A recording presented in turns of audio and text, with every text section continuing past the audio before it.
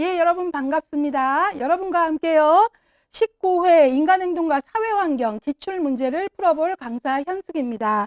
자, 이번 시간에는 이제 기출문제를 같이 풀어볼 건데요.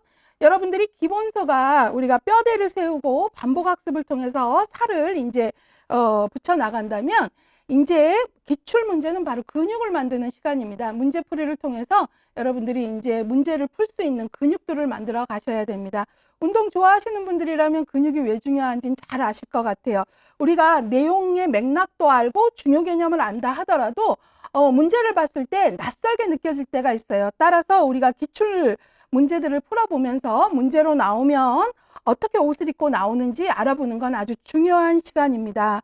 자, 그래서 제가 이 시간에는 19회 기출문제를 같이 풀어볼 건데요. 해설을 같이 듣기 전에 제가 권하는 건 스스로 문제를 혼자 한번 풀어보시기를 꼭 권하고요. 풀어보고 나서 들어보시는 게 좀 더 좋습니다. 그래서 내가 문제에 이해에서 오해가 있었구나. 아니면 내가 이 부분 학습량이 부족하구나. 이런 것들을 조금 자가 판단하는 것들이 필요하거든요. 예, 그래서 여러분들이 문제 풀어보시고 들어보시기를 좀 권장하고요.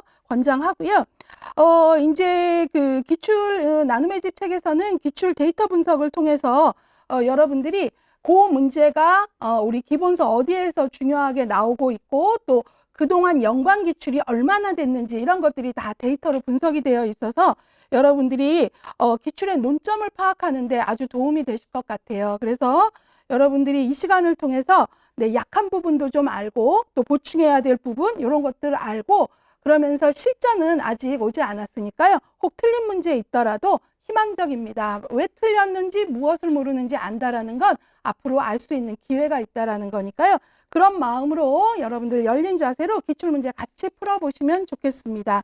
자, 그러면 우리 19회 사회복지사 1급 인간행동과 사회환경 기출문제 같이 보기 전에 이 19회의 기출의 전반적인 경향을 한번 보고 갈게요. 19회 인간행동과 사회환경은 예상외로 까다롭게 출제되었다. 여러분 잘 아시겠지만 19회 합격률이 높았죠. 60%가 넘었는데요. 근데 인행사가 다른 과목에 비해서 까다롭게 출제가 됐어요. 출제 범위나 유형은 크게 벗어나지 않았지만 기존에 출제되었던 기출문제 내용을 벗어나는 내용이 조금 많이 나왔고요. 그 다음에 이제 생애주기와 관련해서 우리 인행사 책 후반부 태내기부터 노년기까지는 학자와 이론이 연결된 문제들이 조금 많이 나왔고요. 그 다음에 문제를 구성하는 오지선다형의 그 선택지들이 다소 조금 어렵게 문장들이 나왔다. 조금 낯선 단어도 있었다. 이런 것들이 있었어요. 그래서 같이 문제 풀어보면서 그런 게 어떤 건지 잡아볼게요. 그 다음에 이제 최근 시험에서 사회체계 이론에 관한 문제의 비중이 지속적으로 늘어나고 있다는 것도 주목할 만하다라는 게 브론펜브렌의 생태체계 이론에서는 19회 때 문제가 2문제나 나왔어요. 예, 그래서 이제 그런 어떤 체계 이론, 생태체계 이론의 비중이 늘어나는 것도 우리가 주목할 만하다라는 거고요.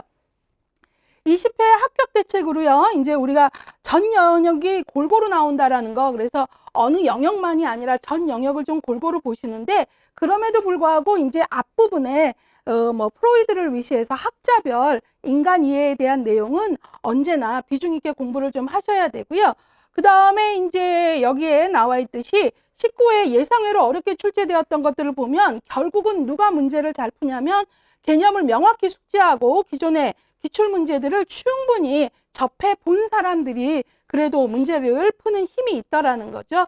예, 그래서 각 이론의 앞에 우리 인행사 앞부분 2장부터 시작되는 여러 학자들의 주요 개념, 특징, 인간관, 한계점 등을 이론별로 구분하여 명확히 정리해야 된다라는 것과 그 다음에 뒤에 태내기부터 노년기까지 우리가 발달 단계별 주기에 대한 특징 이런 것들이 나오는데요. 이런 것들을 공부하는 데 있어서 앞에 학자들의 이론과 그 다음에 각 단계들을 접목시킬 수 있는 능력이 중요하다. 그래서 이제 늘 강조드리잖아요. 앞에서 우리가 삐아제 이론을 배운다면 삐아제의 아동의 인지 발달이 어떻게 되나 봤던 거, 감각운동기, 전조작기 이게 뒤로 가면 아동기는 구체적 조작기하고 일치하고 이런 부분들 있잖아요. 그런 연결성을 갖는 학습을 해야 되고 학자 간 비교를 해야 되고 그 다음에 발달 연령 간 비교를 할 수 있어야 된다. 이런 공부를 하자라는 내용을 다시 한번 강조해 드리고 있습니다. 자, 그래서 이제 우리가 19의 기본 이론서, 그러니까 기본 이론서에서 이런 내용들이 잘 정리되어 있으니까요. 여러분들이 그런 부분들을 잘 가져가시기 바라고요. 자, 이번에는요, 19회는 문제가 어디서 많이 나왔고, 그 다음에 또 주요 키워드, 어느 영역에서 문제를 냈나, 이걸 좀 잠깐 보고 갈게요. 자, 1장에서는 주로 어떤 부분들이 이제 문제가 나왔냐면, 두 문제가 나왔는데요. 인간의 발달, 인간 발달에 관한 이론, 이 부분이 문제가 나왔고요. 그 다음에 2장에서 네 문제나 나왔습니다. 여기는 여러분들 잘 아시다시피 프로이드 이론, 에릭슨 이론, 아들러 이론, 융 이론이 나오는데요. 예, 여기서 골고루 나왔다라고 보실 만큼 네 문제가 나온 거죠. 그래서 이 부분 비중이 아주 높습니다. 꾸준히 높은 비중을 차지하고 있는데 19회도 네 문제나 나왔다. 그래서 요 프로이드, 에릭슨, 아들러, 융, 정신역동 이론의 대표 이론가들을 공부하시고 각 학자를 깊이 보는 것도 중요하지만 서로 비교할 수 있는 능력 중요하다. 그 다음에 이제 3장에서는요, 피아제, 스키너, 반듀라 이 부분이 이제 또 문제로 나와서 세 문제. 그 다음에 이제 4장에서는 인본주의 학자들 로저스, 메슬로우 해갖고요. 여기 보시면 여기는 뭐 2장, 3장, 4장은 기출이 높다라는 거 잘 아실 것 같아요. 그 중에서도 정신역동 이론가들에 대한 비중이 높다. 자, 그 다음에 아까도 잠깐 말씀드렸지만 사회체계 이론, 생태학적 이론 해갖고 여기서 무려 5장에서 네 문제나 나왔어요. 다른 때에 비해서 참 많이 나왔습니다. 특히 생태학 이론의 브론펜브레너 같은 경우는 두 문제나 나왔거든요. 예. 어떤 해에도 뭐 브론펜브레너라는 한 학자에 대해서 문제가 두 문제가 나온 경우는 없는데, 그래서 생태학적 이론에 대한 관심이 좀 높아진 걸 볼 수 있고요. 자, 그 다음에 6장하고 7장은요, 우리가 이제 사회체계 이론을 배우고 하면서 여기 6장이 이제 가족이라는 체계, 그 다음에 집단이라는 체계를 이해하는 부분인데요. 기출 하나도 없었고요. 그 다음에 7장이 이제 우리가 지역사회하고요. 그 다음에 조직, 그 다음에 문화 이런 부분인데요. 여기도 기출이 하나도 없었습니다. 근데 이 부분에서는 여러분들이 가족이나 집단 부분은 실천기술론에서 문제를 많이 아우르기 때문에 기출이 늘 낮았고요. 7장 같은 경우에는 문화와 관련된 문제가 조금 이렇게 최근에 좀 나왔었는데 요번에는 이제 이쪽 부분이 조금 약했다라는 거 확인하시면 되겠고요. 그 다음에 이제 8장부터 13장까지는 태내기부터 노년기까지의 발달 과정에 대한 내용들이잖아요. 예, 근데 여기서 8장에서는 꾸준히 이 단계 중에요. 8장에 태아기, 영아기, 유아기가 기출이 높아요. 언제나 꾸준히 그래왔습니다. 요번도 그렇죠. 태아기 발달, 영아기 발달, 유아기 발달 세 문제 나왔고요. 그 다음에 9장 아동기에서 한 문제, 10장 청소년기에서 한 문제, 11장 청년기에서 한 문제, 장년기에서 한 문제. 보통 요 정도의 그 비중을 보여왔습니다. 그동안도. 그런데 8장의 기출이 높았다라는 건 여러분들이 꼭 기억을 하시고 요번에도 마찬가지였고요. 그 다음에 이제 노년기에서 문제가 세 문제 나왔습니다. 그래서 노년기 발달에 대한 것도 있지만 노년기 관련 뭐 큐블러 로스의 죽음을 받아들이는 단계에 대한 문제 이번에도 나왔었거든요. 그리고 이제 노년기에 관한 여러 학자의 이론들을 조금 물어보는 그런 문제들이 나왔습니다. 자, 그래서 이제 여러분들이 19회 어떤 문제들이 어디서 나왔나 좀 같이 보셨고요. 이 중에서도 이제 제가 꼭 강조하고 싶은 건 인간을 이해하는 부분에서 프로이드, 에릭슨, 아들러, 융, 정신역동 이론 기출 높다. 또 그 다음에 한 문제 차이지만 피아제, 스키너, 반듀러 이 부분도 높다라는 거 좀 기억을 꼭 하시고 준비하셨으면 좋겠습니다. 아무래도 우리가 기출 논점을 파악하고 간다라는 게 전략 있는 학습이에요. 예, 그래서 그걸 좀 보고 가셔야 되고요. 이제 1번부터 문제풀이 같이 해보도록 하겠습니다. 19회 1번 어떤 문제 나왔나 좀 볼게요. 인간 발달 발달에 대한 여러 학자들의 이론이 있죠. 사회복지 실천에 미친 영향으로 옳은 것, 맞는 것 찾는 겁니다. 여기 봤더니요. 아들러, 피아제, 프로이드, 스키너, 로저스 해서 여러 학자들이 나왔죠. 최근에 이렇게 좀 욕심 많은 문제가 많이 나오고 있어요. 한 문제 안에 여러 이론들이 종합적으로 제시되고 있는 거죠. 자, 그러면 이제 아들러부터 여러 발달 이론들을 설명하고 있는데 옳은 것을 찾는 겁니다. 1번. 아들러의 이론은 인간을 하나의 통합된 유기체로 인식하는 데 공헌하였다. 맞았습니다. 옳은 것 찾는 거죠. 답은 1번이에요. 제가 이제 나머지는 왜 틀렸나 보겠지만 일단 이거부터 설명할게요. 아들러의 이론은 우리가 개인 심리학이라 그래요. 개인 심리학. 근데 여기서 이 개인 심리학은 개인이 주관 갖고 뭐 자신감 갖고 살아 이 얘기이기보다는 여기서 이 개인은요, individual 할 때 in하고요, divide. 그래가지고요, 디바이드는 쪼개다라는 어원을 갖고 있잖아요. 근데 쪼갤 수 없는, 이는 이게 뭐뭐 할 수 없는 이라는 부정어에 접두어잖아요. 그래가지고 쪼갤 수 없는 이라는 뜻이에요. 그 얘기는 바로 뭐냐면 아들러는요, 인간을 이드, 에고, 슈퍼이고 뭐 이런 식으로 뭐 이분법적으로 쪼개서 보는 게 아니라 그거에 반대했고요. 하나의 통합된 유기체로 보라 그랬어요. 인간은 쪼개어 볼 수 있는 존재가 아니다라고 본 거예요. 이 바로 개인 심리학이라는 말을 풀어주면 바로 인간은 쪼개어서 볼 수 있는 존재가 아니다.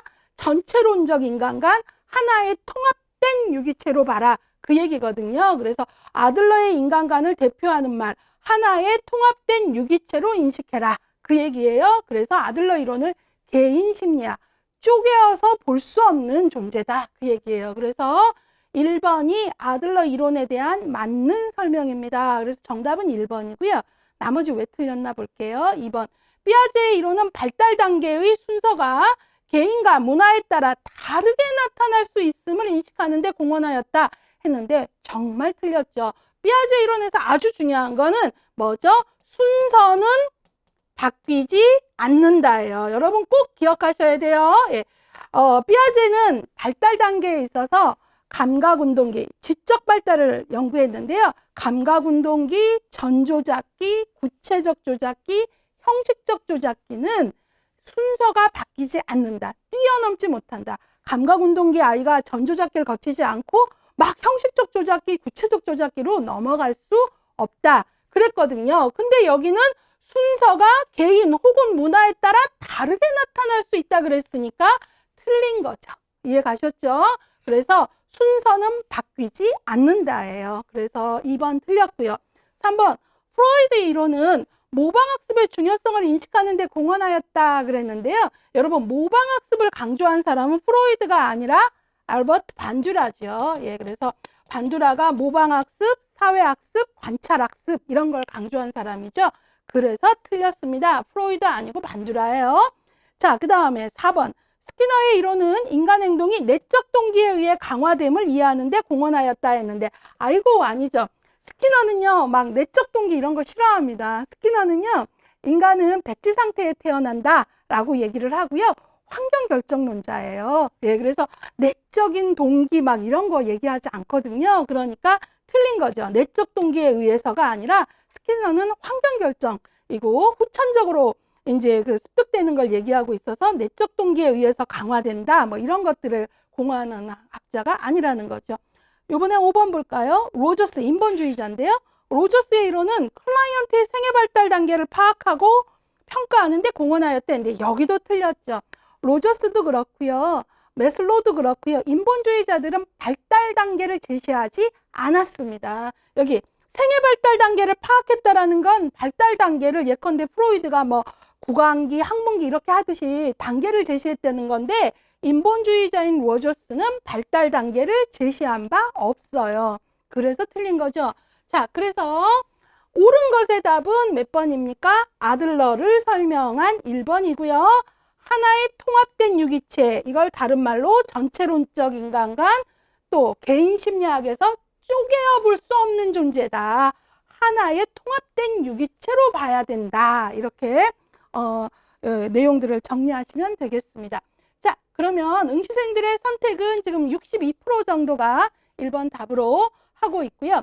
제가 이 응시생들의 선택이 유난히 정답을 현저히 떨어지는 경우 있죠. 이런 경우들은 제가 같이 왜 그랬을까를 좀 더 설명하지만 웬만한 경우는 좀 넘어갈게요. 오답 노트는 여러분들 뭐 자료 자세히 나왔고 설명했으니까요. 자, 우리가 지금 문제 푼 부분에서 나는 좀 내용이 조금 어렵다. 그러면 여러분들이 기본 이론서, 우리 기본 이론서 인간행동 발달과 사회복지 부분, 그리고 기출회독이라는 책이 있죠. 이거는 3스텝으로요. 여러분들이 끊임없이 나왔던 기출문제의 비중에 따라서 그것들을 3회독 학습을 도와주고 있어요. 그래서 여러분들이 핵심 요약도 도와주고 있고 이 부분 안에서 기출문제 같이 풀어보고 그 다음에 OX 뭐 틀린 문장 찾기 이런 것들을 통해서 계속 훈련을 하고 있거든요. 그래서 지금 푼 문제가 어렵다면 기출에도 002번을 보시면 되겠고요. 그 다음에 관련 기출 마스터는 우리가 여기까지 분석이 되어 있는 거예요. 바로 지금과 같은 연관 기출 문제가 얼만큼 나왔는지 지금 여기 보시면 이 앞에 숫자는 몇 회, 17회, 그 다음에 01 했으면 1교시, 02 하면 2교시 이거고요. 2번 하면 17회 1교시 2번 문제와도 이와 같은 연관 기출이었으니 이 문제가 어렵다면 같이 한번 보세요. 그러면 근육이 생길 거예요. 문제 푸는 그 얘기를 도와주고 있는 겁니다. 자, 2번 보겠습니다. 자, 2번 문제는요. 여러분들 교재 8쪽에 있는데요. 인간 발달의 원리에 관한 설명으로 옳은 것 찾는 거예요. 인간 발달의 원리. 자, 이 부분 기출 참 많이 돼요. 여러 가지 원리가 있죠. 근데 맞는 설명 찾으래요. 1번. 무작위적으로 발달이 진행되기 때문에 예측이 불가능하다. 틀렸죠. 무작위적이지도 않고 예측이 불가능하지도 않아요. 인간 발달은요. 아까도 얘기했듯이 순서를 가지고 진행이 돼요. 그래서 무작위적이라고 하지 않고 순서가 있고요.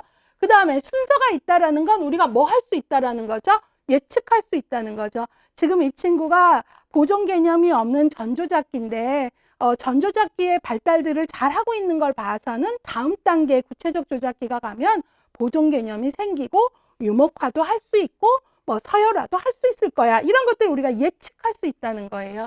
자, 그래서 예측할 수 있는데 여긴 지금 예측이 불가능하다 했으니까 틀렸고요. 문제는 지금 옳은 것 찾는 겁니다. 2번. 발달에는 결정적 시기가 있다. 맞았죠. 맞는 답은 2번입니다. 발달에는 뭐가 있다? 결정적 시기가 있다. 우리 교재에도 잘 나와 있는데 이걸 다른 말로 최적의 시기라고도 합니다. 여러분들 들어보셨죠? 발달에는 결정적 시기가 있어요. 예컨대 어느 단계는 언어 발달의 최적 시기이기 때문에 이 시기에 언어 발달을 놓치면 나중에 그걸 노력을 해도 그만큼 가기가 어렵다라는 거죠. 그래서 최적의 시기가 있다. 또 우리가 뭐 임신의 최적기가 있다. 뭐 이런 것들이 다 결국은 결정적 시기가 있다라는 얘기를 하는 거죠. 예, 그래서 우리가 발달에는 결정적 시기가 있다. 최적의 시기가 있다. 이런 것들 우리가 뭐 같이 공부해 봤어요. 그래서 이 개념은 맞는 개념이고요. 세 번째. 안정적 속성보다 변화적 속성이 강하게 나타난다 했는데 이거는 뭐뭐보다라는 표현을 쓸 수 없어요. 발달에서는 안정적 속성과 변화적 속성이 공존합니다. 어떨 땐 좀 안정적이고 어떨 때는 변화가 많이 이루어지기도 하는 이 두 가지는 뭐뭐보다 뭐뭐가 더 이렇게 얘기할 수 있는 게 아니고요. 공존한다라고 보시면 되겠습니다. 네 번째, 인체의 하부에서 상부로 말초에서 중심으로 진행된다 그랬는데요. 여기도 틀렸습니다. 자, 제 모습을 좀 보세요. 발달은요. 하부에서 상부가 아니고요. 상부에서 하부로예요. 아이들이 태어나서 눕혀놓으면 뭐부터 해요? 천천히 고개부터가 안 오고 고개 돌렸다고 기뻐하는 것부터 시작되잖아요. 애들이 태어나서 걷지 않잖아요. 그렇죠? 그 다음에 말초에서 중심부로가 아니라 여기서도 상부에서 하부로 바뀌어야 되고 중심에서 말초로로 바뀌어야 돼요. 중심에서 말초로. 심장부터 어때요? 안에서 심장부터 만들고 심장이 뛰고 그 다음에 말초로 가는 거죠. 아이들이 태어나서부터 뭐 저 말초신경까지 다 돼서 단축 끼우고 막 그런다면 말이 안 되겠죠. 예, 그래서 여기 순서가 바뀌었어요. 어떻게 해요? 순서가 상부에서 하부로 중심에서 말초로 순서가 바뀌었다. 그래서 틀렸다라는 거고요. 5번. 순서와 방향이 정해져 있으므로 발달 속도에는 개인차가 존재하지 않는다 그랬는데요. 앞문장은 맞죠. 어떤 순서가 있고 방향성이 있기는 하죠. 이거는 맞잖아요. 제가 삐아제에서도 순서가 있다라는 말, 누누이 순서대로 진행되며 라고 말했잖아요. 그런데요. 속도에는 개인차가 존재하지 않는 게 아니고요.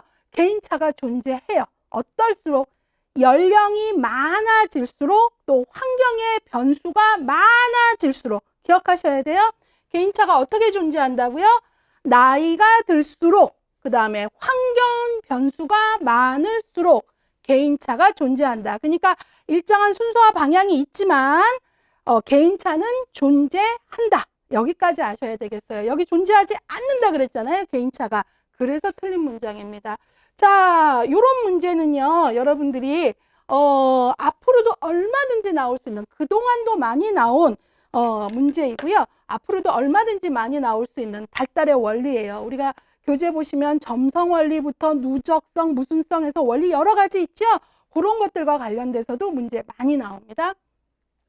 자, 그래서 여기에서는 뭐 응시생들의 선택이 워낙 강조를 많이 이제 하면서 공부를 했기 때문에 95%나 되고요. 그 다음에 여기 이제 보시면 이 부분에서는 여러분들이 이제 그 기출, 관련 기출을 조금 보시면 여기 조금 쭉 나와 있는데 전체에서 뭐 한 칸 피고 다 채워져 있죠. 관련 기출이 아주 많이 되는 영역입니다.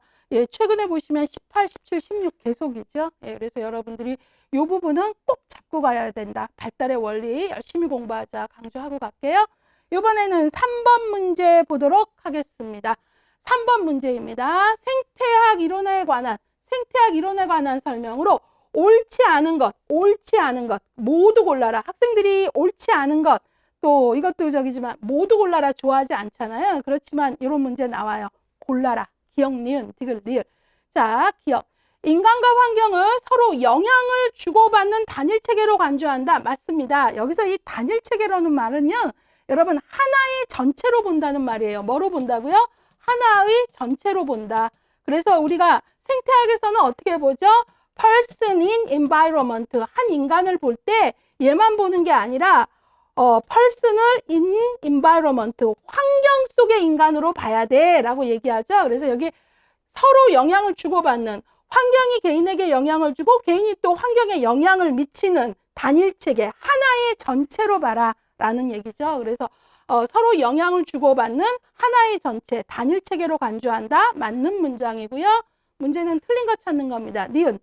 인간 번성에 대한 정신적, 환경적 결정론을 이론적 바탕으로 한다. 아이고, 완전히 틀렸어요.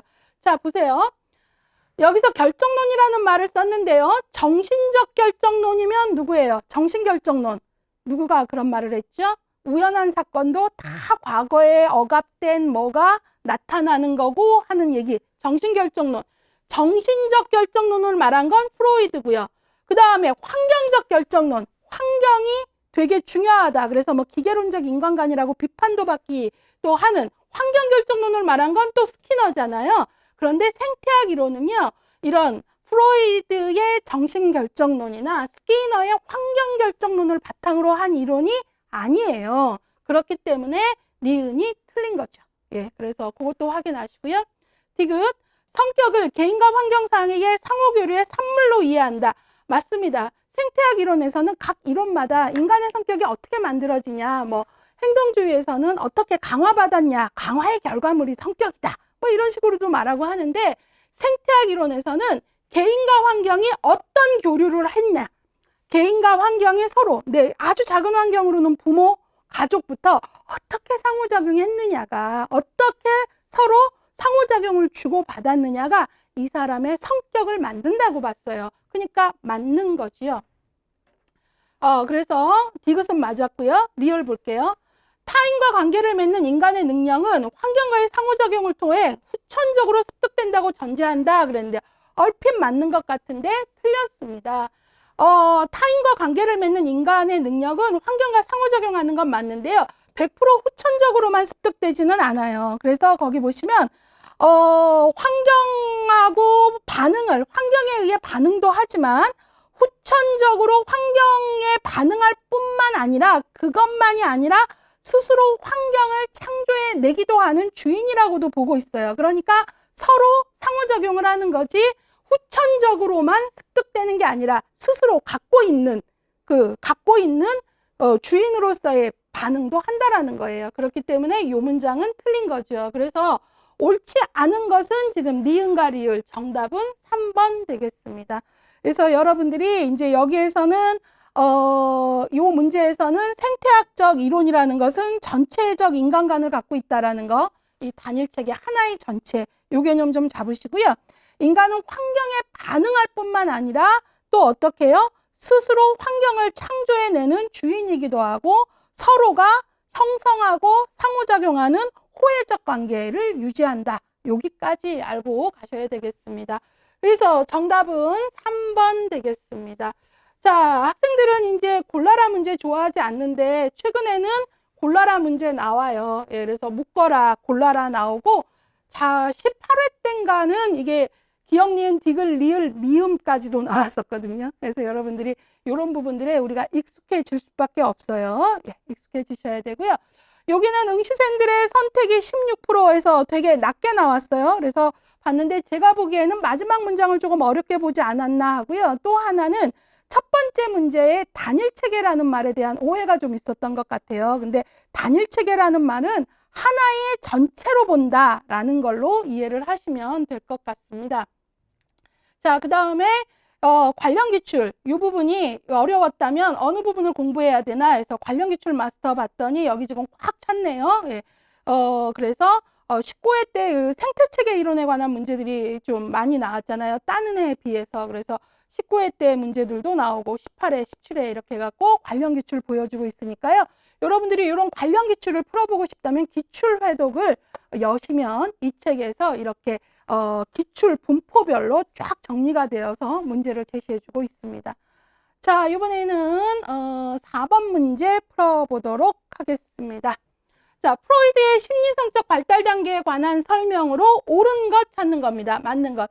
프로이드는 이제 그 심리성적 발달 단계라 그래가지고 5단계를 제시하고 있잖아요. 그 단계들의 내용을 우리가 정확히 알고 있는가에 관한 문제입니다. 맞는 것 찾는 거예요. 1번. 남근기. 동성 부모에 대한 동일시의 기제가 나타나는 시기이다. 맞습니다. 자, 그래서 정답은 1번이에요. 남근기는요, 여러분들이 되게 좀 중요한 시기인데요. 이때 그 유명한 오이디푸스 컴플렉스, 일렉트라 컴플렉스가 나타나죠. 예컨대 오이디푸스 컴플렉스로 설명한다면 남아가 엄마를 사랑하면서 아버지를 적대시하고 적으로 느끼는 거예요. 그런데 결국은 이 오이디푸스 컴플렉스를 어떻게 극복하느냐 연구해 봤더니 바로 동성부모, 남아라면 누구를 닮아가면서 아버지를 닮아가는 걸 동일시라 그러죠. 그래서 동성부모에 대한 동일시의 기제가 나타나는 시기예요. 그래서 이 동일시를 통해서 남아가 아버지로부터 어떤 도덕적 기준을 내면화하고요. 세상의 인간사에 있는 규칙이나 통제력 이런 것들을 성격을 형성하게 돼요. 그래서 우리가 남근기에 초자가 발달한다 이런 얘기도 같이 해요. 왜냐하면 이런 동성부모에 대한 동일시, 남아가 아버지를 닮아가는데 그런 어떤 아버지의 뭐 인간의 규제와 통제력 이런 것들을 배움으로써니까 그런 규제와 통제력을 배운다라는 게 바로 남근기에 뭐가 발달한다? 초자, 슈퍼이고가 발달한다. 이렇게 얘기하거든요. 그래서 정답은 몇 번이다? 1번이다. 그럼 나머지 왜 틀렸나? 빠르게 볼게요. 2번 학문기. 양육자와의 상호작용 과정에서 최초의 갈등을 경험하는 시기이다 그랬는데 틀렸어요.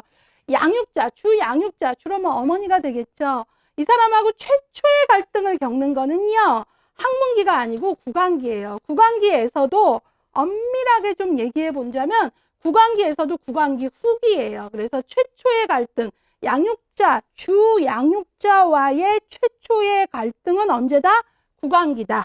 꼭 기억하셔야 돼요. 예, 구강기 중에도 후기인데요. 이때 애들이 이유식을 하게 돼요. 그래서 애들이 구강기 전기에는 어때요? 엄마의 따뜻한 젖가슴, 언제나 배가 고프면 나에게 따뜻하게 젖을 주던 엄마가 구강기 후기가 되면 이유식을 시작하거든요. 그러면 우리에게는 이유식이면 골고루 먹으니까 얼마나 더 좋아하는데 아이에겐 이건 충격이에요. 플라스틱에 수저가 들어오고 뭐 쓰일 수도 있겠지만 낯선 그것이 들어오고 거기에 먹어보지 않은 내가 받아들이기 힘든 것들이 들어오는 그래서 바로 이게 세상이 내 뜻대로 안 되는구나. 언제나 엄마의 따뜻한 젖가슴, 언제나 내가 먹고 싶은 엄마의 젖이 아닌 그런 부분에서부터 최초의 갈등을 경험한다 그래요. 그래서 보통 구강기 후기 이유식을 하는 이유기의 아이들은 주양육자와 최초의 갈등을 경험한다라고 말하거든요. 근데 지금 학문기라 그랬잖아요. 그래서 틀렸습니다. 자, 그 다음에 세 번째 구강기라고 했는데요. 내용이 맞나 볼까요? 자율성 대 수치심을 주로 경험하는 시기다 했는데 틀렸죠. 여러분 자율성 대 수치심은 아시겠지만 프로이드의 용어는 아니고 에릭슨의 용어이죠. 그런데 에릭슨의 첫 번째 단계가 신뢰 대 불신이고 두 번째 단계가 언제예요? 자율성 대 수치심이거든요. 근데 신뢰 대 불신인 요 단계가 바로 구강기예요. 그리고 자율성 대 수치심은 학문기거든요. 그러니까 이 문장이 맞으려면 구강기는 뭘로 해야 돼요? 자율성 대 수치심을 경험하는 게 아니라 신뢰 대 불신을 경험한다라고 얘기를 했어야 되죠. 구강기로 맞으려면.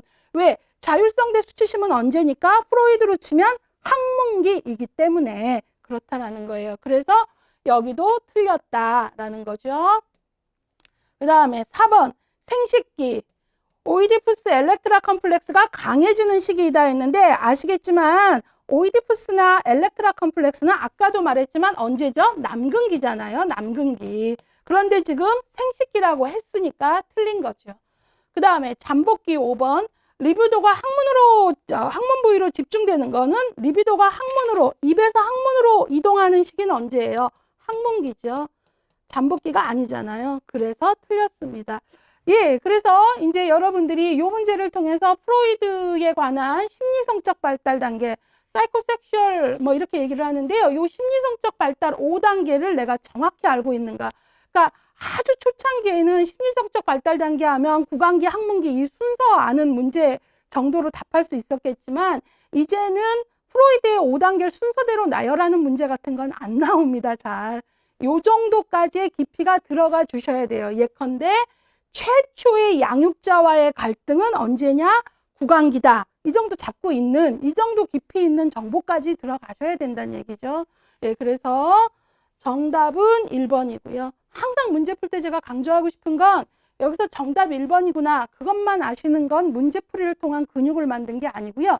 나머지 왜 틀렸나? 왜 틀렸는지 내가 정확히 아는 것까지가 근육을 만드는 겁니다. 예, 그래서 거기까지 문제 좀 풀어봤고요. 이번에는 요거 좀 응시생들의 선택 약간 좀 어려웠나 봐요. 67% 정도 나왔고요. 오답 노트 설명은 아까 앞서서 했기 때문에 생략하도록 하고요.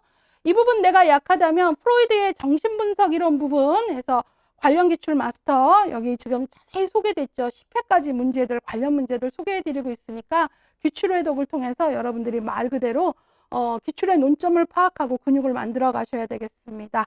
이번에는 5번 문제 풀어보겠습니다.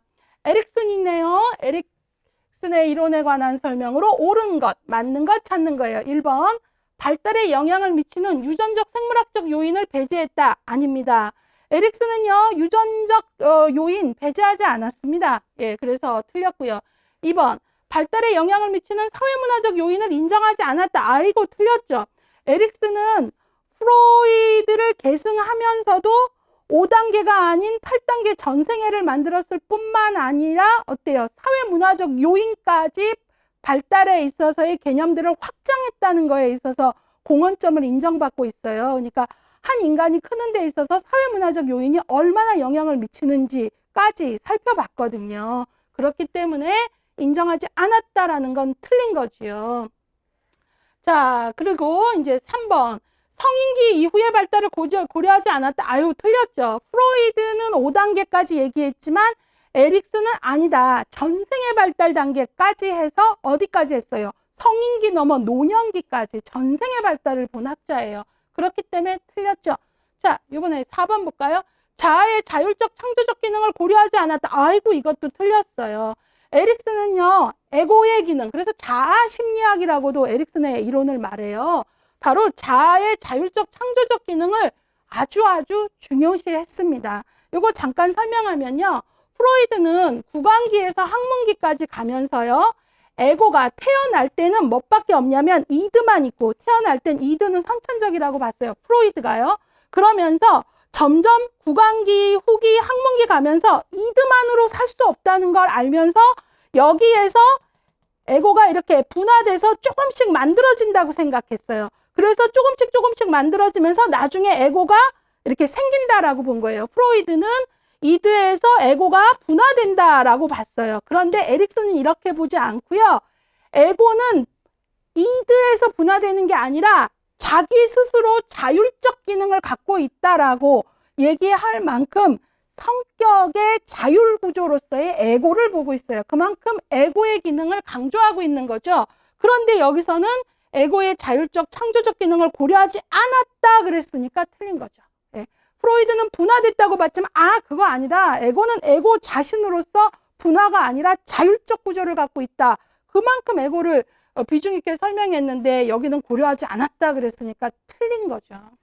자, 그 다음에 5번 과학적 근거나 경험의 증거가 미흡하다라고 얘기를 했는데 요게 맞았어요. 바로 이 얘기는 에릭슨에 대한 비판의 내용으로 맞는 거예요. 그래서 에릭슨이 8단계 전생의 발달 단계랑 설명하고 그랬는데 사실은 근거 제시는 너무 약하다. 검증력이 약하다. 이런 것들이 에릭슨이 받는 비판의 요지예요. 그러니까 요 문장은 에릭슨이 받는 비판의 내용으로는 맞는 거잖아요. 그러니까 옳은 것의 답은 5번이 되는 거죠. 예, 그래서 요거 한번 같이 살펴봤습니다. 자, 그래서 여러분들이 요 문제를 보더라도 에릭슨에 대해서 에릭슨만 아는 게 아니라 프로이드하고도 좀 비교할 수 있어야 되고 문제는 회차를 거듭할수록 중요한 영역은 여전히 나오지만 어때요? 지문들이 좀 더 정교해지고 조금 더 이제 난이도가 올라가는 거죠. 예, 그래서 여기는 응시생들을 한 52%의 정답률을 보이고 있어요. 조금 난이도가 조금 높아졌다라는 거 아실 수 있겠죠. 자, 이 부분 내가 어렵다라고 하신다면요. 그 에릭슨에 관련돼서 이 관련 기출 해갖고 18회부터 쭉 나와 있는 거 여기 지금 10개가 꽉 차 있잖아요. 기출 해독을 통해서 학습하시기를 권장합니다. 예. 이번에는요, 여러분들하고요, 6번 문제 같이 풀어볼까요? 융에 대한 문제입니다. 융 이론에 관한 설명으로 옳은 것을 모두 골라라. 예, 학생들이 모두 좋아하지 않는데 자꾸 해보시면 익숙해지실 수 있어요. 융 이론 전반을 조금 정확히 알고 계셔야 되는데요. 맞는 것 찾는 겁니다. 기억. 자기는 중년기 이후에 나타나는 원형이다. 맞죠? 왜냐하면 45세 정도를 전후해서 생애 전반기와 후반기를 나눴고 융은 이 후반기의 개성화 과정을 통해서 자신의 이제 뭐 페르소나랑 그림자 쭉쭉 만나가는데 맨 마지막에 가장 깊은 집단 무의식의 중심에 있는 누구를 만나요? 셀프를 만나는 얘기를 하고 있고요. 그래서 그런 개성화를 강조한 융의 얘기는 다른 말로 셀프의 자기 실현이다 그랬고 생애 전반기는 에고의 삶이라면 후반기는 셀프 해서 바로 부분의 나가 아니라 전체의 나를 만나는 것이다. 뭐 이런 설명들을 했잖아요. 그래서 바로 중년기 이후에 45세 이후에는 바로 셀프를 만나는 것이다. 라고 그걸 바로 개성화 자기 실현의 과정, 부분의 내가 아니라 전체로서의 나를 만나는 과정이라고 말을 했기 때문에 기억은 맞다. 니은. 과거의 사건 및 미래에 대한 열망이 성격 발달에 동시에 영향을 미친다. 맞습니다. 융은요. 프로이드와 결별을 했지만 과거의 영향력을 무시하지는 않았어요. 그래서 과거. 근데 프로이드는 인간의 미래 이런 거 별로 얘기 안 했고요. 과거의 대개, 과거의 포로라고 비판을 받을 만큼 과거의 비중, 무의식의 비중을 뒀는데 융은 과거뿐만 아니라 미래에 대해서도 중요시했고요. 인간의 성격은 가변적이라 그랬어요. 변화할 수 있다. 그렇게. 그러니까 융은 과거뿐만 아니라 미래에 대한 열망이 성격 발달에 동시에 영향을 미친다라고 한 건 맞는 거죠. 융은 과거만이 아니라 미래에 대한 열망, 인간은 바뀔 수 있다는 가변적 존재다. 이런 것들을 얘기했으니까요. 그래서 니은도 맞았고요. 디귿, 리비도는 전반적인 삶의 에너지를 말한다. 맞죠? 이것도 맞았어요. 여기서도 프로이드의 리비도는 성적 에너지에 국한한다면 융의 리비도는 그걸 넘어서 리비도의 긍정적 측면도 봤고 그것이 삶의 에너지이며 원천 에너지라고 봤거든요. 그러니까 맞는 거죠. 자, 그 다음에 리을. 성격 발달은 개성화를 통한 자기 실현의 과정이다. 아까 제가 기억을 설명하면서 말했죠.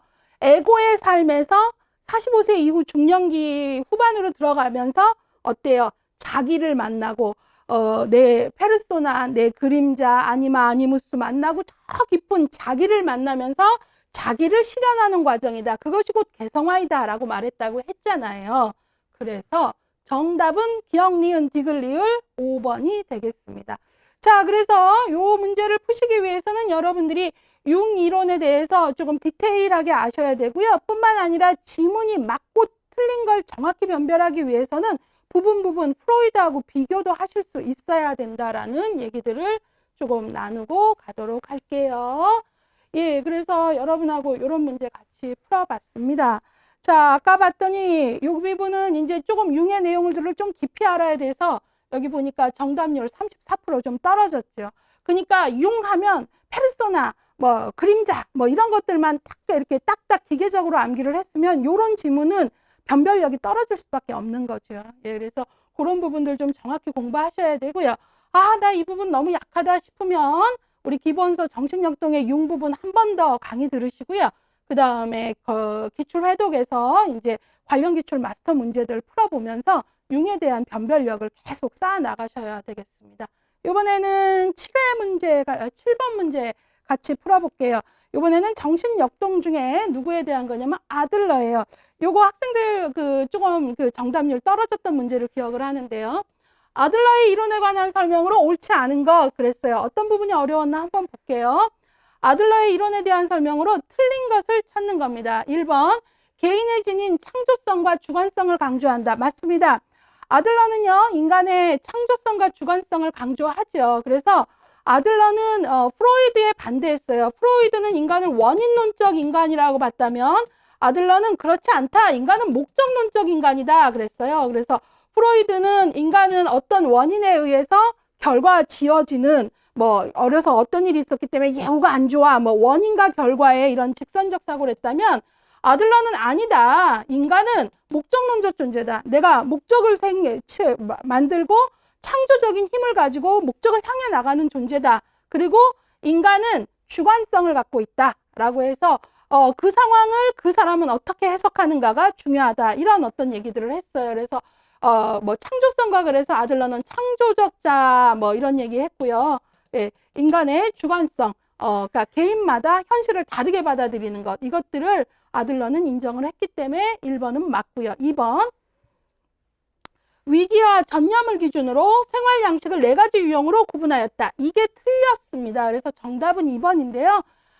이게 제가 여러분들 보시면 알겠지만 정답률이 지금 몇 프로냐? 23%밖에 안 되죠. 예, 바로 학생들이 여기서 긴장을 하다 보니까 착각을 한 거예요. 뭐냐면 아들러가 생활 양식, 라이프 스타일을 말한 거 맞아요. 그리고 라이프 스타일을 4가지 유형으로 나눈 것도 맞아요. 그런데 라이프 스타일을 말한 개념도 아들러고 4가지로 나눈 것도 아들러지만 이걸 나눈 기준이 위기와 전념이 아니에요. 위기와 전념이 아니고요. 아들러가 이 4가지 생활 양식을 나눈 건 활동 수준과 사회적 관심에 이라는 이 2가지 기준을 가지고 4가지로 나눴어요. 지배형, 획득형, 회피형, 사회적으로 유용한 형 이렇게 4가지로 나눴거든요. 그러니까 결국은 라이프 스타일을 지배형, 획득형, 회피형, 사회적으로 유용한 형으로 나눴는데 4가지 나눈 건 맞아요. 근데 그 기준이 인간의 활동 수준이 많으냐 적으냐, 높으냐 낮으냐, 사회적 관심이 높으냐 낮으냐를 가지고 나눴지 위기와 전념을 기준으로 나누지 않았다는 거죠. 그래서 틀린 것은 2번이에요. 근데 학생들이 긴장을 하다 보면 아들러 생활 양식 4가지로 나눴지 하니까 이제 그냥 정답 표시를 이제 그냥 맞다고 생각한 것 같아요. 자, 그래서 여기서 정리를 좀 해드려야 되는 건 위기와 전념을 기준으로 한 학자는 누구냐면 마르시아가 바로 청소년기에 자아 정체감을 획득했느냐 안 했느냐에서 4가지로 나눴는데 그 자아 정체감을 획득했느냐, 뭐 성취했느냐, 유실했느냐, 유예했느냐, 혼란했느냐 이것들을 나누는 기준으로 마르시아가 위기와 전념 개념을 사용했죠. 그러니까 이 문제는 출제자가 충분히 착각할 수 있는 어떤 기준으로 4가지를 나눴다라는 어떤 증거들이 흡사한 학자하고 딱 제시를 해서 긴장한 학생들이 확 휘말릴 수 있게 만든 것 같아요. 그래서 여러분들이 그런 것들을 정확히 아셔야 됩니다. 그래서 위기와 전념을 기준으로 생활 양식이 아니라 자아 정체감을 나눈 건 마르시아고요. 그 다음에 아들러는 생활 양식을 4가지로 나눴지만 그게 뭐하고 뭘로 나눴다? 활동 수준하고 뭐라고요? 사회적 관심의 정도를 가지고 나눴다는 거죠. 그래서 옳지 않은 것의 답은 2번 되겠습니다. 자, 3번. 열등감은 모든 인간이 지닌 보편적 감정이다. 맞죠? 아들러에게 있어서의 열등감은 되게 긍정적인 감정이고, 누구에게나 있는 거고, 뭐, 여기서 긍정적이라는 것은 좋은 추동이 된다는 거죠. 동기가. 열등감을 자각할 때 보상하고 싶고, 보상하고 싶을 때 인간은 뭐를 한다라는 거예요. 우월을 추구한다. 여기서 우월을 추구한다는 건 뭐죠? 완성을 추구한다라는 거잖아요. 그래서 맞는 거고요.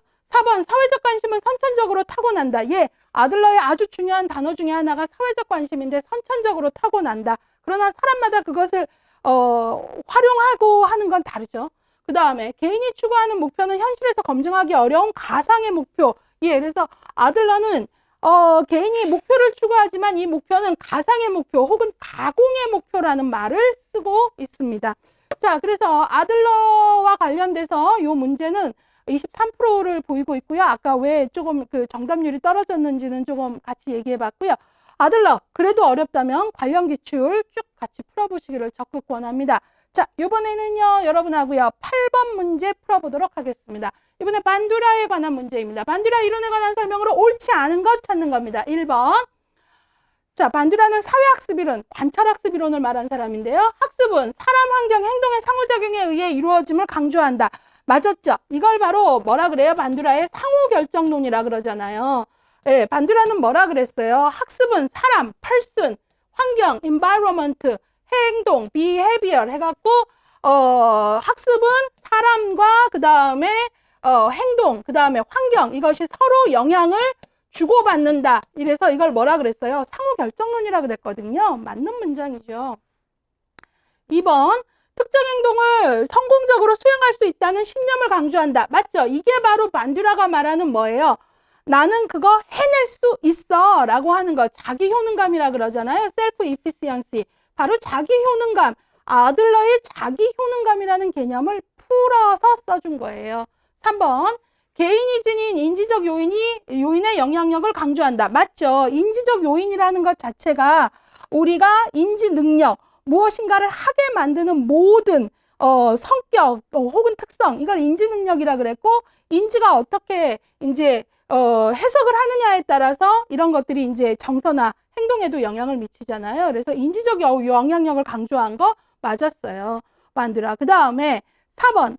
관찰학습의 첫 번째 단계는 동기유발 과정이며 학습한 내용의 행동적 전환을 강조한다 했는데 틀린 것의 답은 4번입니다.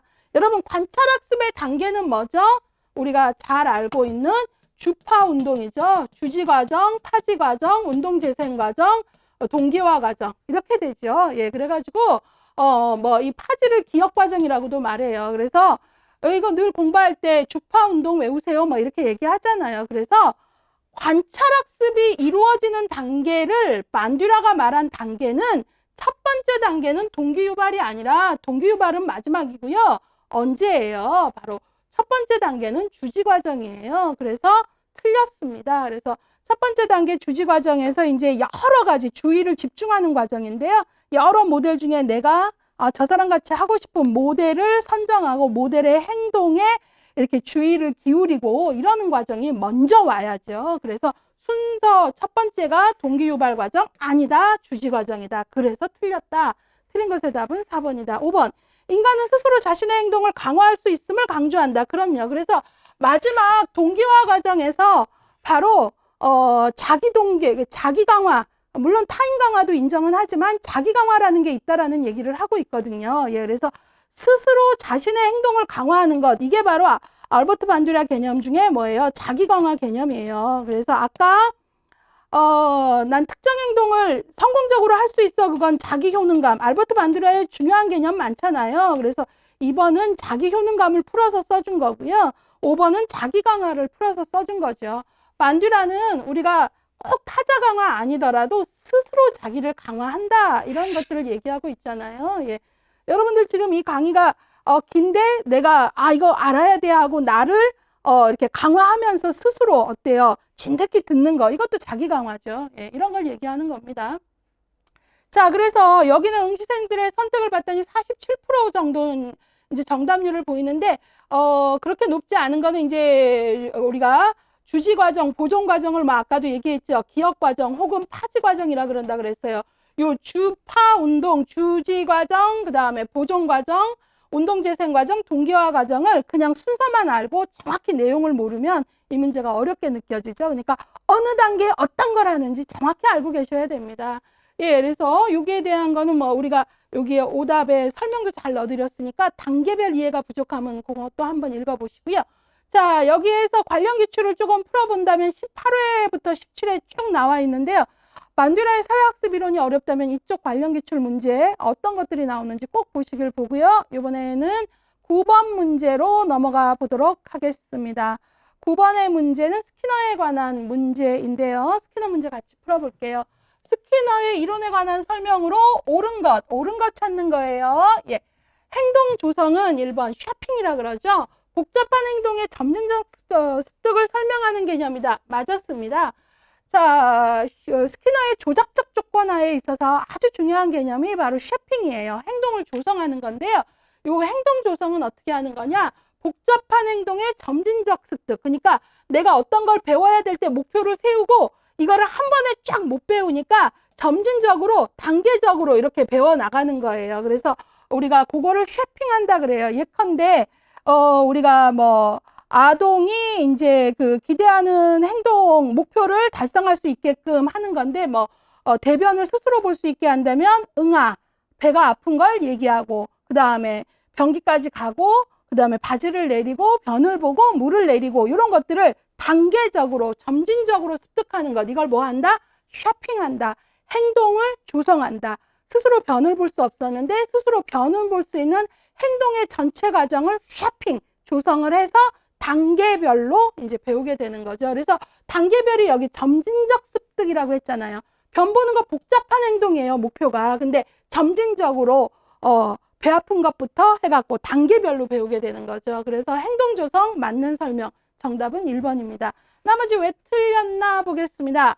조작적 행동보다 반응적 행동을 강조한다 그랬는데요. 아니에요. 이 반응적 행동이라는 것은 스키너의 개념이 아니고요. 고전적 조건화를 말한 파블로프의 개념이에요. 파블로프의 고전적 조건화를 반응적 행동이라고 해요. 그러니까 말이 안 되죠. 조작적 행동보다 반응적 행동을 강조한다 말이 안 되죠. 스키너는 조작적 조건화이고 반응적 행동은 파블로프의 고전적 조건화를 말하는 거니까 문맥이 말이 안 되잖아요. 그래서 틀렸고요. 그 다음에 3번 변동간격 계획은 평균적으로 일정한 수의 반응이 일어난 후에 광화물을 제공하는 것을 말한다 했는데 아니죠. 여러분 우리가 강화 스케줄은요. 시간으로 해서 간격이 있고 그 다음에 반응의 수로 비율이 있잖아요. 그쵸? 그래서 시간 해갖고 뭐 고정 간격, 변화 간격 그 다음에 비율로 고정 비율, 변화 비율 이렇게 해서 이걸 뭐 변화를 가변이라는 말도 쓰고 이 강화 스케줄에 관한 문제인데요. 여러분 일정한 수의 반응이 일어난 후에 하면 일정한 수의 반응은 시간이 아니라 비율이죠. 그러면 뒤에 말은 비율이어야 돼요. 간격이 아니라. 그 다음에 평균적으로라 그랬으니까 뭐예요? 평균적으로라고 한 것은 변화를 줬다는 얘기잖아요. 그러니까 지금 평균적으로 일정한 수의 반응이 일어난 후에 강화물을 제공한 건 변동 간격이 아니고 변화 비율이지요. 그래서 틀렸습니다. 자, 그 다음에 4번. 인간 행동은 인간이 지닌 자유의지의 결과이다 그랬는데요. 스키너는 인간의 자유의지 이런 거 얘기 안 합니다. 이 사람은요, 기계론, 그 다음에 환경 결정론자라고 얘기해요. 그러니까 자유의지는 아니죠. 오히려 스키너가 비판받는 게 인간의 자유의지를 너무 무시했다. 이런 비판을 받고 있는 걸요. 그래서 틀린 거죠. 그 다음에 5번 부적 강화는 특정 행동의 빈도를 감소시키는 효과를 지닌다 그랬는데 아니죠. 여러분 강화는 언제나 제가 뭐라고 말했죠? 어떤 행동을 감소시키는 거라 그랬어요? 증가시키는 거라 그랬어요. 감소가 아니라 증가라 그랬잖아요. 근데 여긴 지금 감소라 그랬고 그 다음에 이제 부적이니까 뭐예요? 원치 않는 걸 줘서 그거를 제거함으로써 증가시키도록 한 거죠. 그래서 지금 여기서는 부적 강화는 했는데 설명이 틀린 거죠. 특정 행동의 빈도를 감소시키는 게 아니라 강화는 뭐다? 증가시키는 것이다. 그래서 틀렸다. 자, 요 문제 여러분들 지금 요 문제 정답률 한번 보실까요? 50% 아래예요. 48%죠. 왜요? 충분히 이 부분의 문제를 풀기 위해서는 어떤 것들, 스키너에 대한 전반적 개념을 정확히 알고 있어야 돼요. 어떤 부분들이에요? 스키너의 행동 조성이라는 말 뜻도 알아야죠. 그 다음에 두 번째 보면 파블로프의 고전적 조건화와 조작적 조건화 구분할 줄 알아야죠. 세 번째 보면은 강화 스케줄 개념 정확히 알아야죠. 시간으로 하는 것, 그 비율로 하는 것. 그 다음에 다섯 번째 보면은 강화에 대해서 알아야 되죠. 예. 그래서 이 부분, 그리고 이제 뭐 네 번째 지문은 보면은 스키너의 인간관도 알아야 되죠. 그러니까 스키너의 전반적 내용을 다 문제 하나에서 다루고 있다라고 보시면 됩니다. 그래서 만약 이 문제가 아주 나는 심플하고 쉽게 풀렸다면 나는 스키너 학습이 좀 탄탄하게 된 경우일 것 같아요. 자, 그거 보시고요. 여기서는 이제 그 얘기했고요. 이 부분 약하다면 여러분 그 3장의 인지행동 이론에 가서 스키너 부분 좀 더 공부하세요. 한 번 더 용기 내서 강의 더 들으시고요. 그 다음에 기출회독으로 문제 풀면서 확인학습 꼭 하시기를 바랍니다. 예, 10번 문제 보겠습니다. 로저스에 대한 이론이네요. 로저스 이론에 관한 설명으로 옳지 않은 것, 틀린 것 찾는 겁니다. 1번. 계획 과정에서 상당가의 진실성, 일치성을 강조했다. 맞았죠? 칼 로저스는요. 우리가 누구를 변화시키는 거는 기법보다는 관계라는 게 되게 중요하게 보고 있어요. 그래서 상당가가 얼마나 진실하냐, 말과 행동이 얼마나 일치하냐 이런 거 강조했거든요. 그래서 맞는 문장이고요. 두 번째, 로저스는 자아 실현을 한 사람은 완전히 기능하는 인간이라는 용어로 정리하였다. 맞아요. 같은 인본주의자로 매슬로우는 자아 실현한 사람을 연구했다면 같은 맥락에서 로저스는 그런 연구를 했는데 그 사람을 뭐라고 했냐면 full functioning, 완전히 기능하는 사람이라는 용어를 썼어요. 그래서 맞는 거고요. 3번. 인간이 지닌 보편적 객관적 경험을 강조했다. 여기 틀렸네요. 틀린 것의 답은 3번입니다. 왜냐하면요. 칼 로저스는 객관적 경험이 아니라 주관적인 경험을 강조했어요. 그래서 이 주관적 경험이라는 걸 우리가 현상학적 인간관 그러잖아요. 그래서 로저스는 내담자 클라이언트를 만났을 때 이 사람의 주관적 현실로 들어가서 그 사람이 보는 세상을 같이 봐봐라. 그러고 공감해봐라. 이런 얘기를 하거든요. 객관적 경험이 아니에요. 그래서 틀린 것의 답은 3번. 4번. 무조건적 긍정적 관심과 수용을 강조한다. 그럼요. 칼 로저스 하면 뭐 간판으로 내세워야 되는 어떤 슬로건 중에 하나가 바로 인간은 조건이 아닌 무조건적 긍정적 관심을 받는다면 누구나 그 안에 갖고 있는 씨를 발화할 것이다. 그만큼 이걸 중요시했어요. 로저스의 키워드예요. 그 다음에 인간을 있는 그대로 수용하는 것. 맞았고요. 5번. 인간 본성이 지닌 낙관적이고 긍정적인 측면을 강조했다. 맞죠? 인본주의자들은 인간을 낙관적인 측면에서 보고 있지 프로이드 같이 비관적으로 보지 않았거든요. 자, 그래서 이 부분 같이 문제 풀어봤어요. 틀린 것의 답은 3번이고요. 정답률 69% 나왔고요.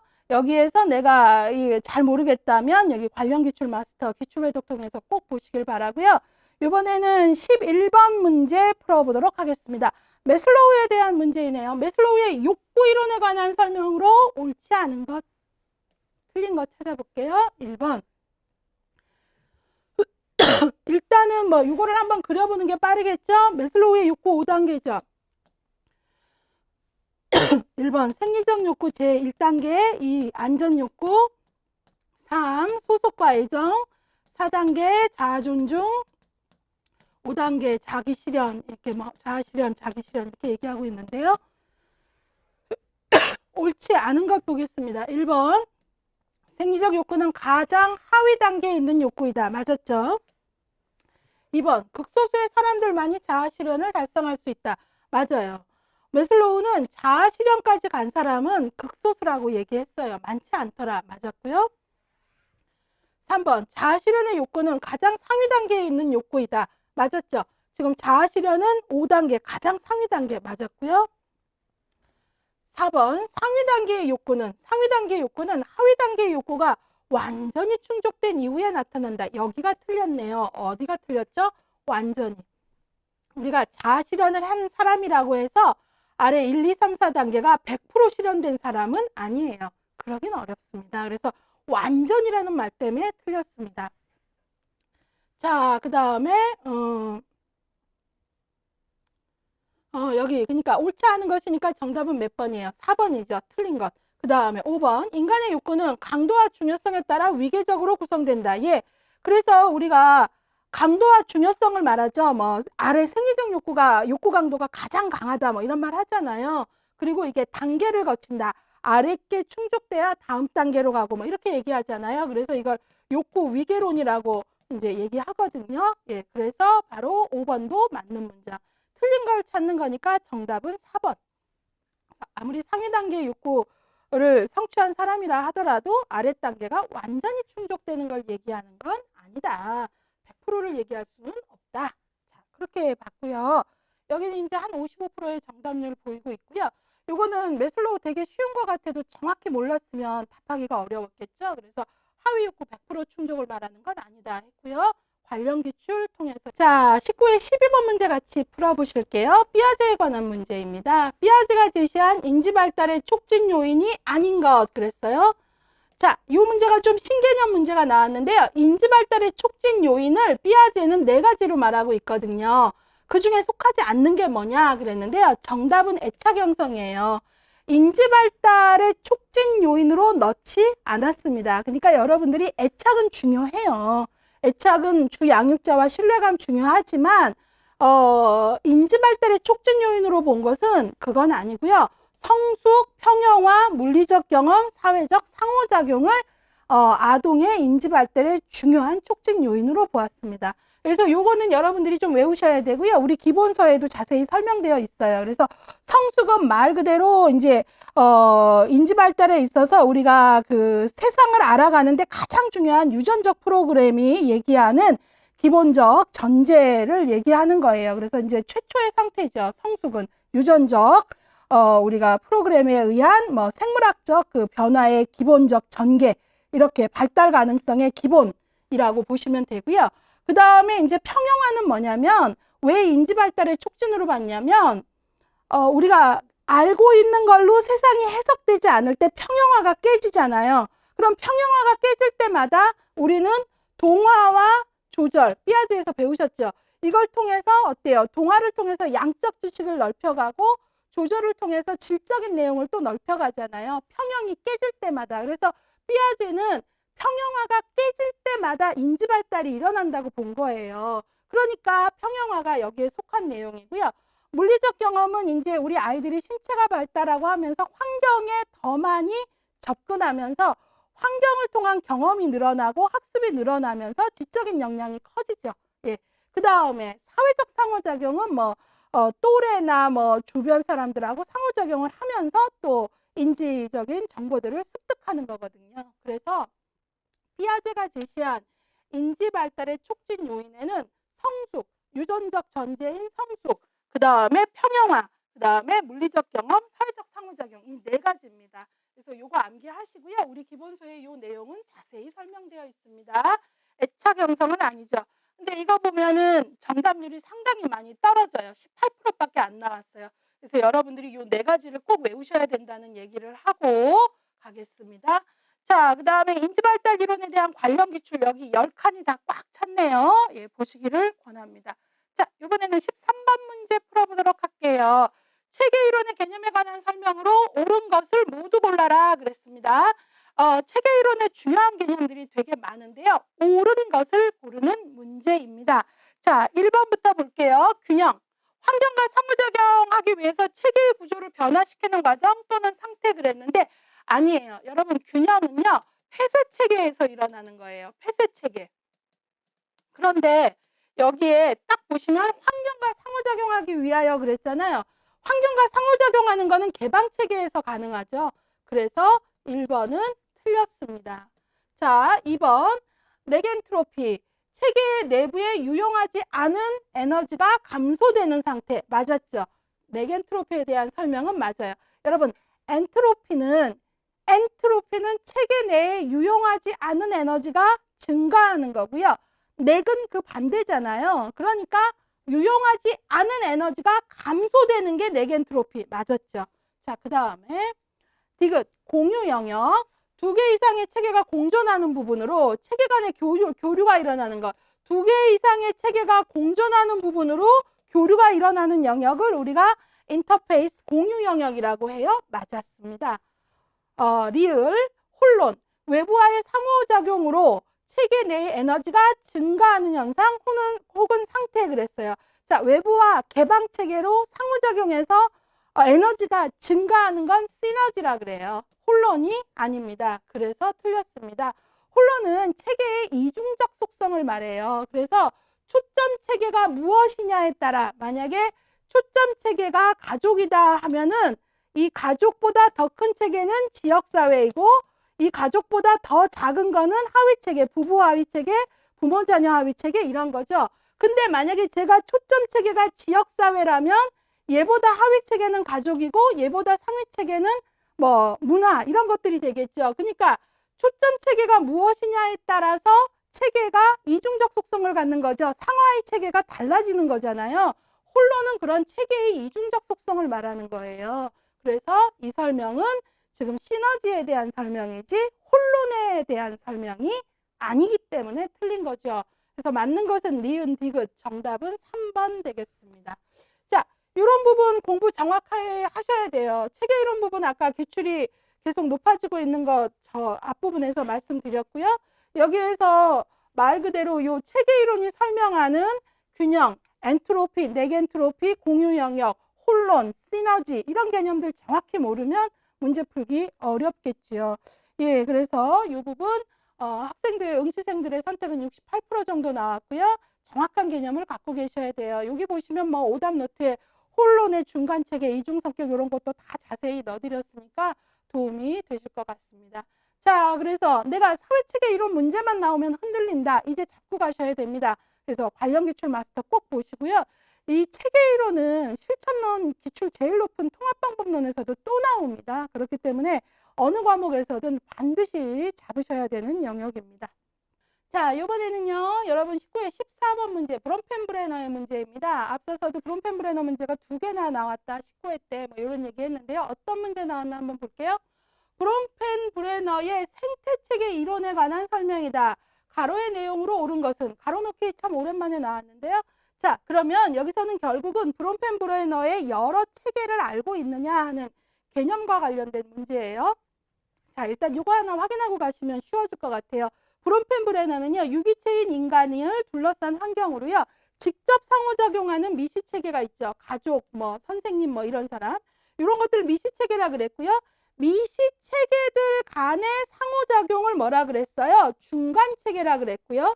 그 다음에 나하고 직접 상호작용은 하지 않지만 그것의 변화가 나에게 지대한 영향을 미치는 걸 외체계라 그랬고요. 그 다음에 더 큰, 나에게 간접적 영향을 미치지만 더 큰 수레바퀴로 나에게 영향을 미치는 거를 거시체계라고 얘기를 했거든요. 그래서 결국 이 문제는 미시체계, 중간체계, 외체계, 거시체계 개념이 정확한가를 물어보는 문제입니다. 자, 그럼 볼게요. 기억. 개인이 참여하는 둘 이상의 미시체계 간의 상호작용으로서 미시체계 간의 연결망을 의미한다. 아까 미시체계들 간의 상호작용 뭐라 그랬어요? 중간체계라 그랬죠? 그러니까 기억은 중간체계입니다. 자, 그 다음에 니은 볼까요? 개인이 직접 참여하고 있지는 않지만 그 개인의 발달에 영향을 주는 사회적 환경. 아까 제가 외체계 뭐라 그랬어요? 나하고 직접 상호작용은 하진 않지만 그것의 변화가 내 삶에 영향을 주는 거. 그래서 예컨대 한부모 가정인데 엄마의 직장 같은 경우에 엄마가 직장에서 해고를 당했다 그러면 나는 엄마의 직장 사람들하고 직접 상호작용 한 바는 없지만 외체계인 엄마의 직장이 어때요? 엄마가 해고가 당하면 내 삶에 지대한 영향이 오지요. 그런 걸 바로 뭐라 그러냐면 외체계라고 합니다. 그래서 니은은 외체계예요. 정답은 중간체계 외체계니까 3번이 되겠죠. 결국 이 문제는 브롬펜브레너가 한 인간을 이해할 때 person in environment, 환경 속의 인간을 이해하라 그랬을 때 그거 어떻게 봐야 되냐 하니까 이렇게 미시, 중간, 외체계 이런 설명으로 그를 둘러싼 환경을 읽을 수 있는 프레임을 제시했는데 그 준것들을 우리 수험생이 정확히 알고 있는가를 물어보는 문제입니다. 자, 그래서 이거 했는데요. 이거는 뭐 아주 기본 개념 중에 기본 개념이라 정답률 90% 나왔고요. 그 다음에 그래도 나는 이 부분이 약하다면 관련 기출 마스터 꼭 공부하시길 바라고요. 이번에는 19회 15번 문제 큐블러 로스에 대한 문제 보겠습니다. 큐블러 로스는 몇 년간 지금 계속 나오고 있습니다.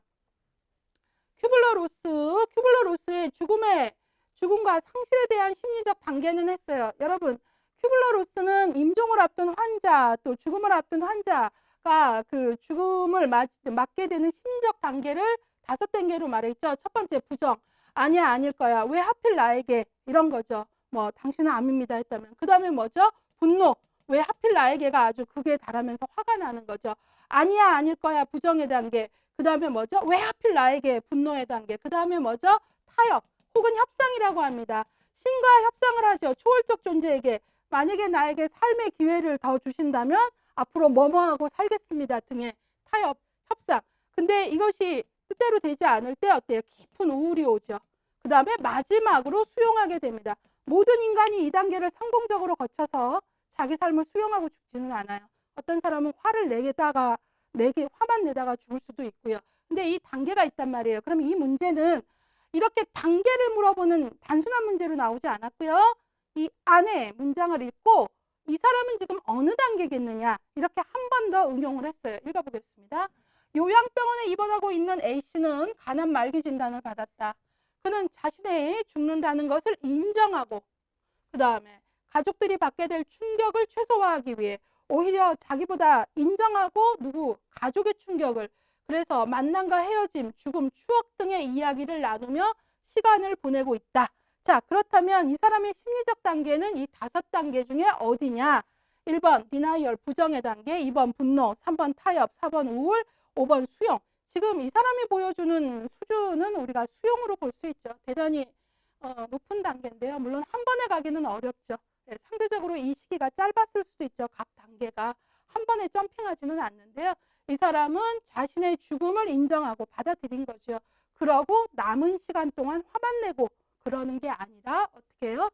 가족들하고 좋은 시간을 보내는 거에 의미를 뒀네요. 그래서 정답은 수용입니다. 자, 그래서 여기에 문제는요. 여러분 이렇게 순서를 물어보는 게 나올 수도 있고요. 이렇게 어떤 단계를 개념으로 설명하고 맞출 수도 있고 이렇게 예제로도 옷을 입고 나올 수 있다는 걸 기억하시길 바랍니다. 자, 이번에는요. 이 문제는 98% 학생들이 워낙 기출문제 풀면서 큐블러-로스가 계속 문제로 나왔던 거를 강조를 하면서 많이 익숙했던 것 같아요. 그래서 정답률 높았고요.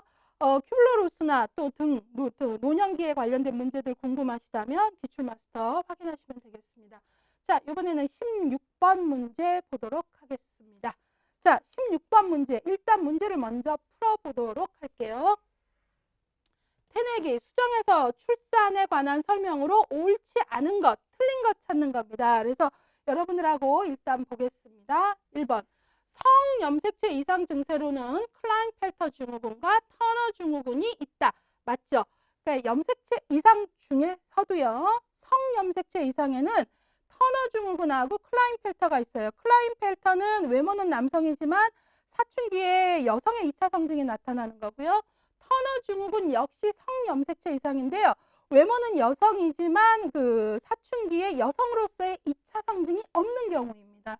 그래서 둘 다 성염색체 이상이죠. 그래서 맞는 문장이고요. 2번.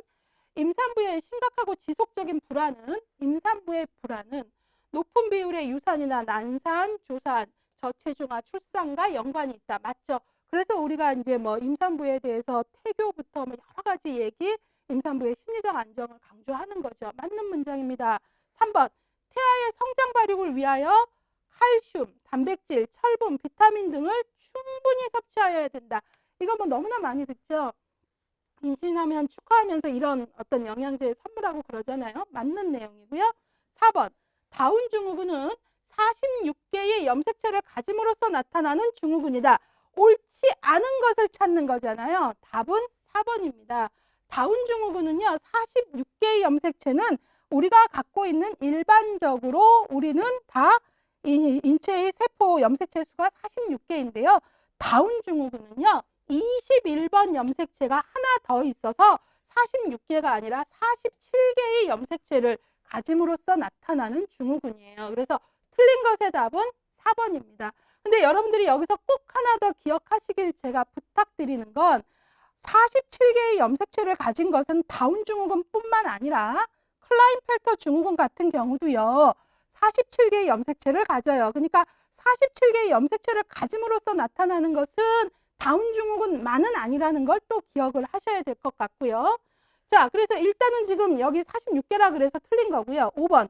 기형 발생 물질이란 태뇌 발달에 영향을 미쳐 심각한 손상을 일으키는 환경적 매개물을 말한다. 맞습니다. 그래서 우리가 뭐 기형 발생 물질과 관련해서 뭐 항경련제라거나 호르몬제, 방사선 이런 거 조심하라고 하는 얘기들이 바로 그런 것 때문입니다. 자, 그러면 지금 이 문제는 여러분 틀린 것을 찾는 것이고요. 틀린 것으로 4번은 명확히 틀린 지문이죠. 그렇죠? 그래서 우리는 답은 4번으로 골랐어요. 자, 그런데 제가 짧게 말할게요. 제가 이번 19회에 이의 제기가 돼서 가답안 때 답으로 나왔던 게 최종 답안에서 수정된 게 무려 3문제나 있어요. 그 중에 이것도 그래요. 그래서 그 얘기를 조금 할게요. 원래 거기 보시면 여기 한번 같이 볼게요. 일단 지금 여러분들이 푸신 문제는 문제가 이상해서 이의 제기가 됐기 때문에 문제를 완전하게 아닌 것으로 정확히 아닌 답이 되도록 저희가 지문을 수정해서 아닌 것으로 정확히 아닌 답이 되도록 만든 문제예요. 이해 가셨죠? 왜냐하면 정확한 정보가 중요하기 때문에 그렇게 한 거고요. 근데 배경을 좀 설명해 드리면 여기서 보세요. 가답안 발표 당시 4번이 이제 가답안 발표 당시 4번이 어떤 지문이었냐면 다운 증후군은 47개의 염색체를 가짐으로써 나타나는 증후군이다 라고 나온 거죠. 그러니까 학생들은 틀린 것을 찾는 건데 4번은 틀린 지문이 아니라고 봤죠. 47개, 21번 염색체가 하나 더 있는 거니까. 그래가지고 학생들이 이의 제기가 됐고 그래서 결과적으로는 모두 다 맞는 걸로 처리가 됐어요. 그런데 정확히 이것이 더 옳은 문장이 되기 위해서는 클라인펠터 증후군도 47개 염색체를 갖잖아요. 그렇기 때문에 더 정확히 말을 하려면 다운 증후군은 한 쌍이 존재해야 하는 21번 염색체가 3개가 되어 47개의 염색체를 가짐으로 나타나는 증후군이다. 이것이 완벽한 문장이 되겠죠. 이해 가셨죠? 예, 그래서 바로 틀린 것을 찾으라 그랬는데 학생들은 47개의 염색체를 가짐으로 다운 증후군이 나타나는 게 왜 틀리냐 하고 이의 제기가 됐고 결국은 모두 다 맞는 걸로 처리가 됐고 우리는 여러분들은 앞으로 그러니까 계속 학습자는 옳지 않은 걸 찾으라는 문제라면 문제에서 이상 없이 문제의 요구와 틀린 것으로서의 답이 일치해야 되니까 46개의 염색체라고 문제를 수정해 드린 거죠. 이해 가셨죠? 예. 자, 그래서 그거 보시고요. 그래서 요거는 결국은 모두 다 정답 처리됐다라는 거 이해하시고요. 예. 자, 그 다음에 요런 문제들 많이 나와요. 그래서 학생들이 뭐 요런 문제는 뭐 다 외워야 돼요 많이 하는데요. 다운 증후군, 클라인펠터 증후군, 터너 증후군 뭐 이런 것들을 우리 공부해야 됩니다. 그래서 여러분들이 마음을 넓게 가지시고 꼼꼼히 학습하시길 바랍니다. 자, 이번엔 17번 문제 보겠습니다. 영아기에 관한 문제입니다. 영아기에 관한 설명으로 옳지 않은 것, 틀린 것 찾는 겁니다. 1번. 양육자와의 애착 형성은 사회정서적 발달에 중요하다. 이건 너무나 중요하잖아요. 주 양육자와의 관계가 뭐 평생의 대인관계에 영향을 미친다고 할 만큼 그래서 중요하다. 이건 맞았고요. 2번. 삐아제의 감각운동기에 해당한다. 맞죠? 자, 여러분 지금 문제의 전제가 영아기예요. 0세에서 2세.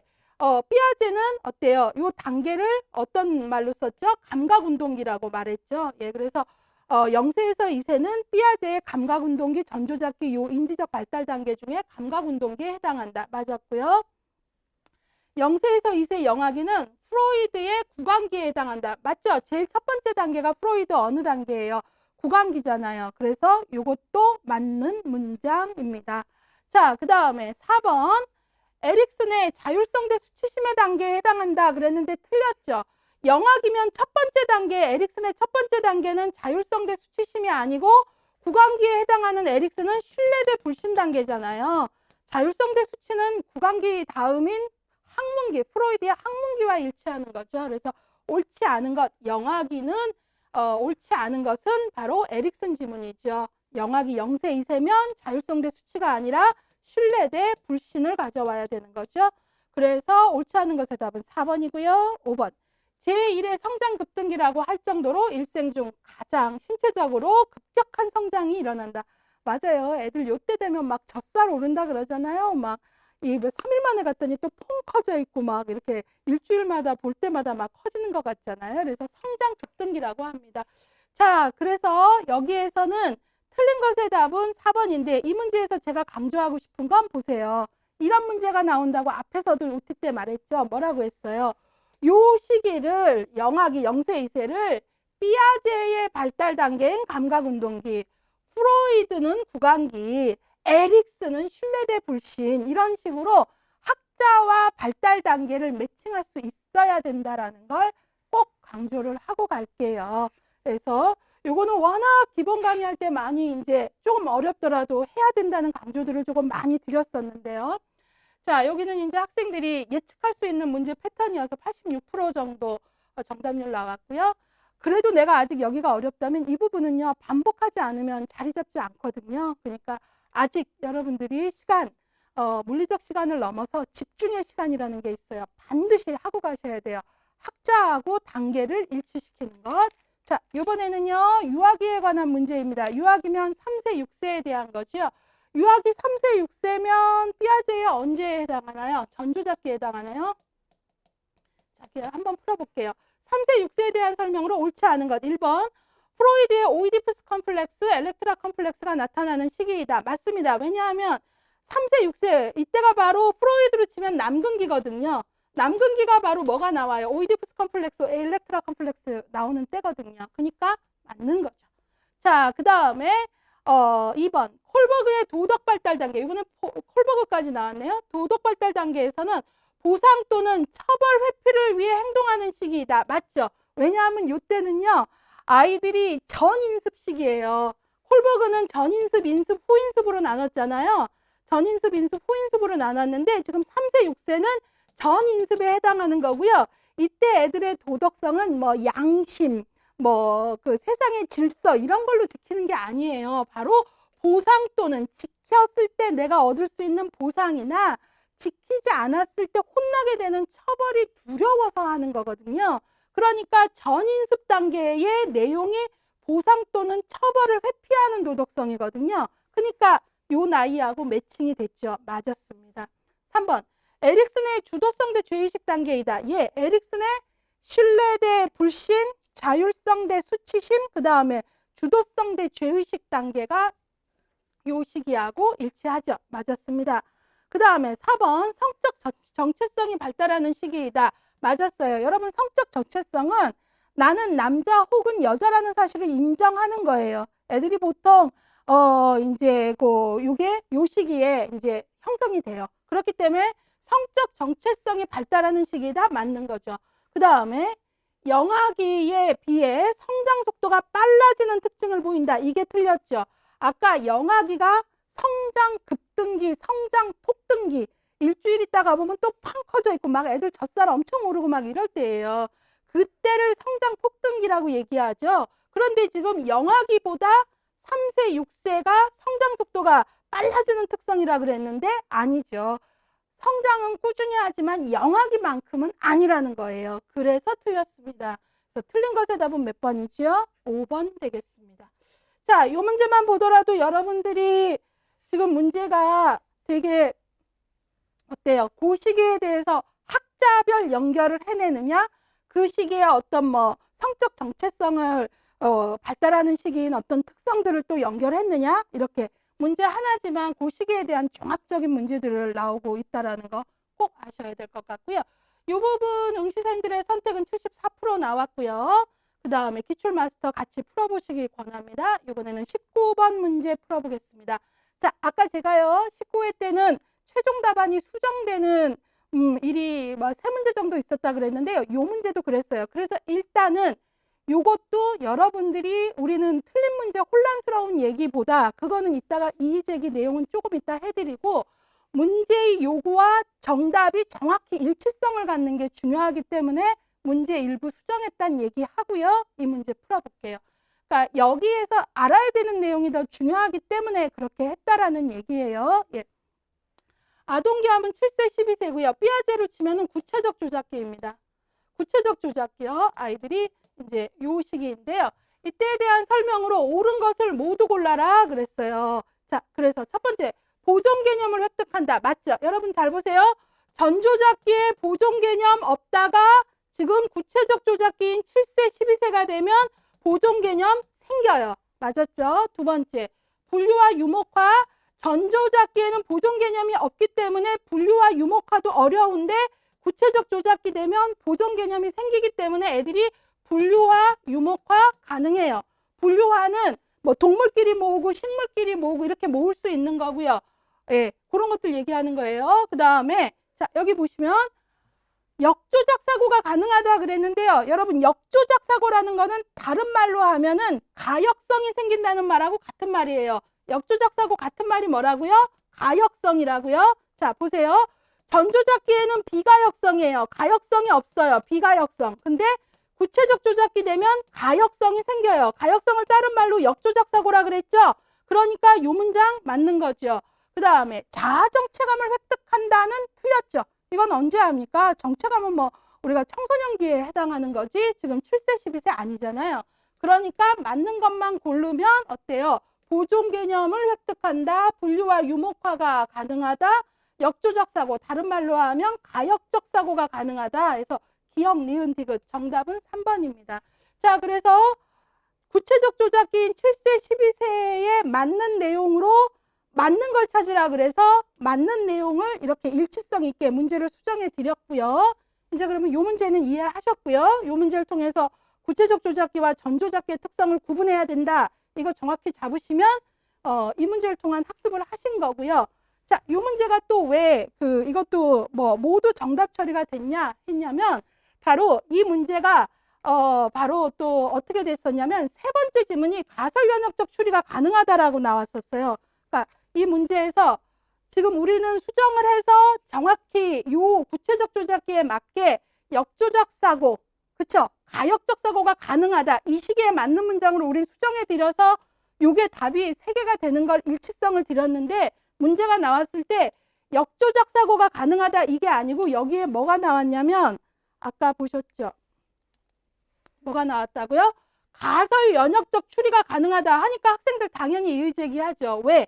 가설 연역적 추리는 언제예요? 바로 우리가 가설 연역적 추리가 가능한 것은 구체적 조작기 넘어서 형식적 조작기에 된다고 배웠잖아요. 형식적, 구체적 조작기는 눈에 보이는 거에 대한 논리적인 거지만 가설이나 연역적 추리는 눈에 보이지 않아도 머릿속으로 하는 것은 형식적 조작기에 가능하다.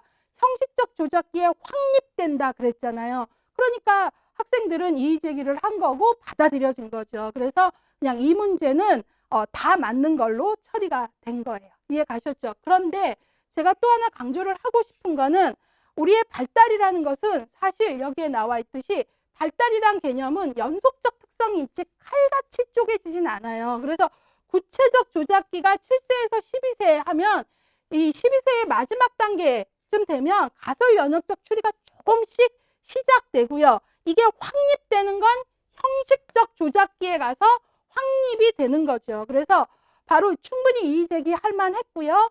그 다음에 학생들 입장에서는 이의제기를 할 만했고 그래서 모두 정답 처리된 건 맞으나 발달이라는 건 또 하나 추가로 설명한다면 연속선상이 있기 때문에 우리가 구체적 조작기 후기부터 우리가 형식적 조작 사고인 가설 연역적 추리는 조금씩 시작되다가 확립되는 게 형식적 조작기다. 바로 그렇게까지 이제 발달의 연속성 개념도 다시 한번 확인하고 가자.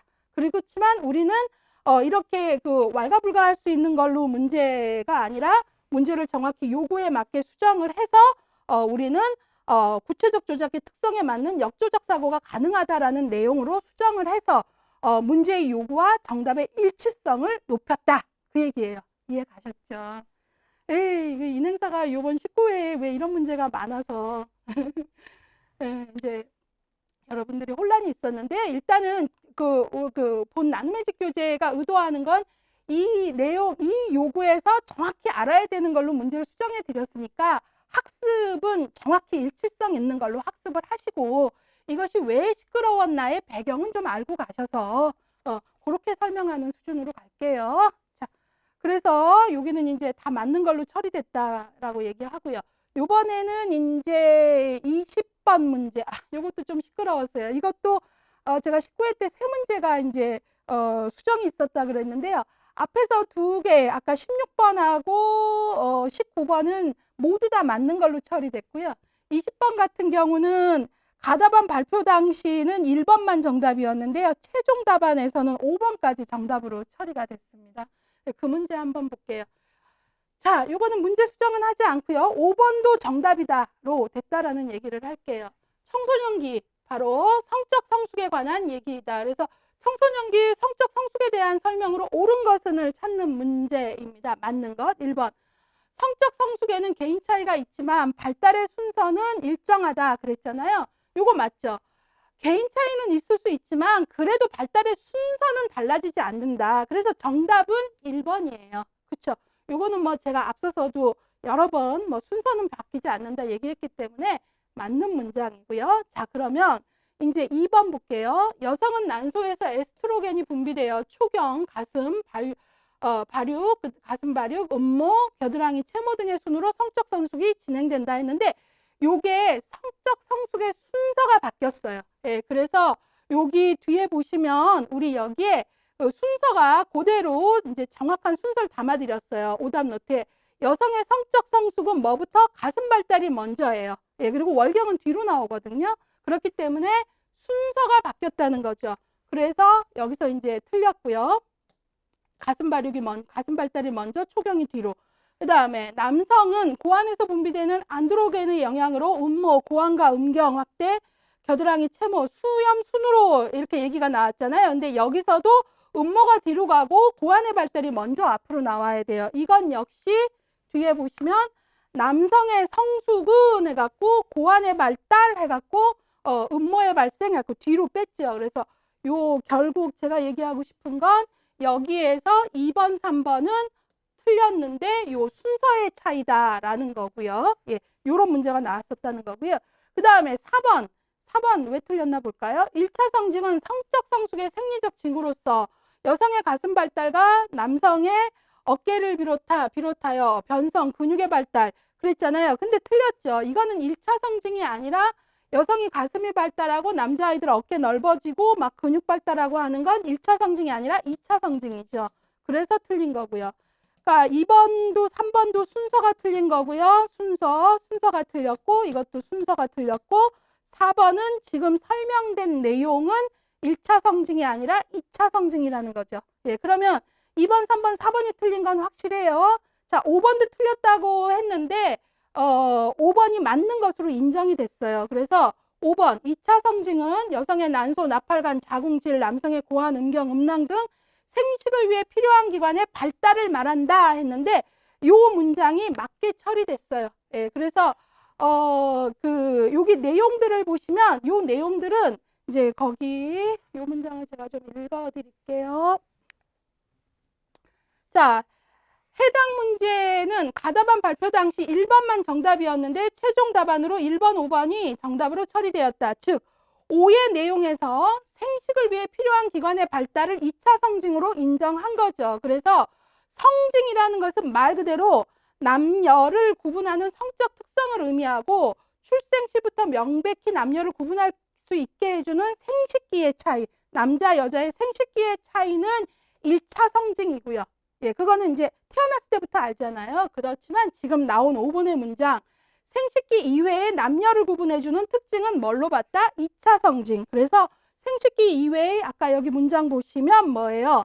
여성의 난소, 나팔관, 자궁질, 남성의 고환, 음경, 음낭 등 생식을 위해 필요한 기관의 발달은 2차 성징으로 인정을 해준 거죠. 그래서 5번도 정답으로 봤다. 그 얘기예요. 자, 그래서 여러분들이 19회가 이의제기도 많았고 인행사에서 좀 시끄러웠는데 왜 그랬는지 아실 것 같고요. 이제 여기서 핵심은 뭐예요? 시끄러웠구나가 핵심이 아니고요. 예, 아까 정확한 문제의 요구와 정확한 OX의 변별이 중요한 거고요. 예, 거기에 이제 학습에 포인트를 두시기를 바랍니다. 자, 이건 설명 끝났고요. 자, 이번에는요, 21번으로 좀 넘어갈게요. 하비거스트. 자, 이 능사가 그래서 조금 기출풀이가 길어지네요. 빨리 할게요. 하비거스트의 청년기의 발달에 관한 설명으로 옳지 않은 것 그랬어요. 청년기, 예, 옳지 않은 것 뭐가 있을까 볼게요. 1번, 청년기 배우자 선택 중요하죠. 청년기 중요한 과업 중에 하나가 친밀감을 형성하고 가족을 이루기 위해 배우자 선택 이런 거잖아요. 그 다음에 직장생활 시작도 청년기 아주 중요하죠. 경제적 수입 감소에 따른 적응 이거는 아니죠. 우리가 보통 아닌 것의 답은 몇 번이에요? 3번이죠. 경제적 수입 감소 이것에 대한 적응은 중년기하고 노년기에 아주 핵심이에요. 중년기 후기, 노년기. 그래서 틀렸습니다. 틀린 것의 답은 3번.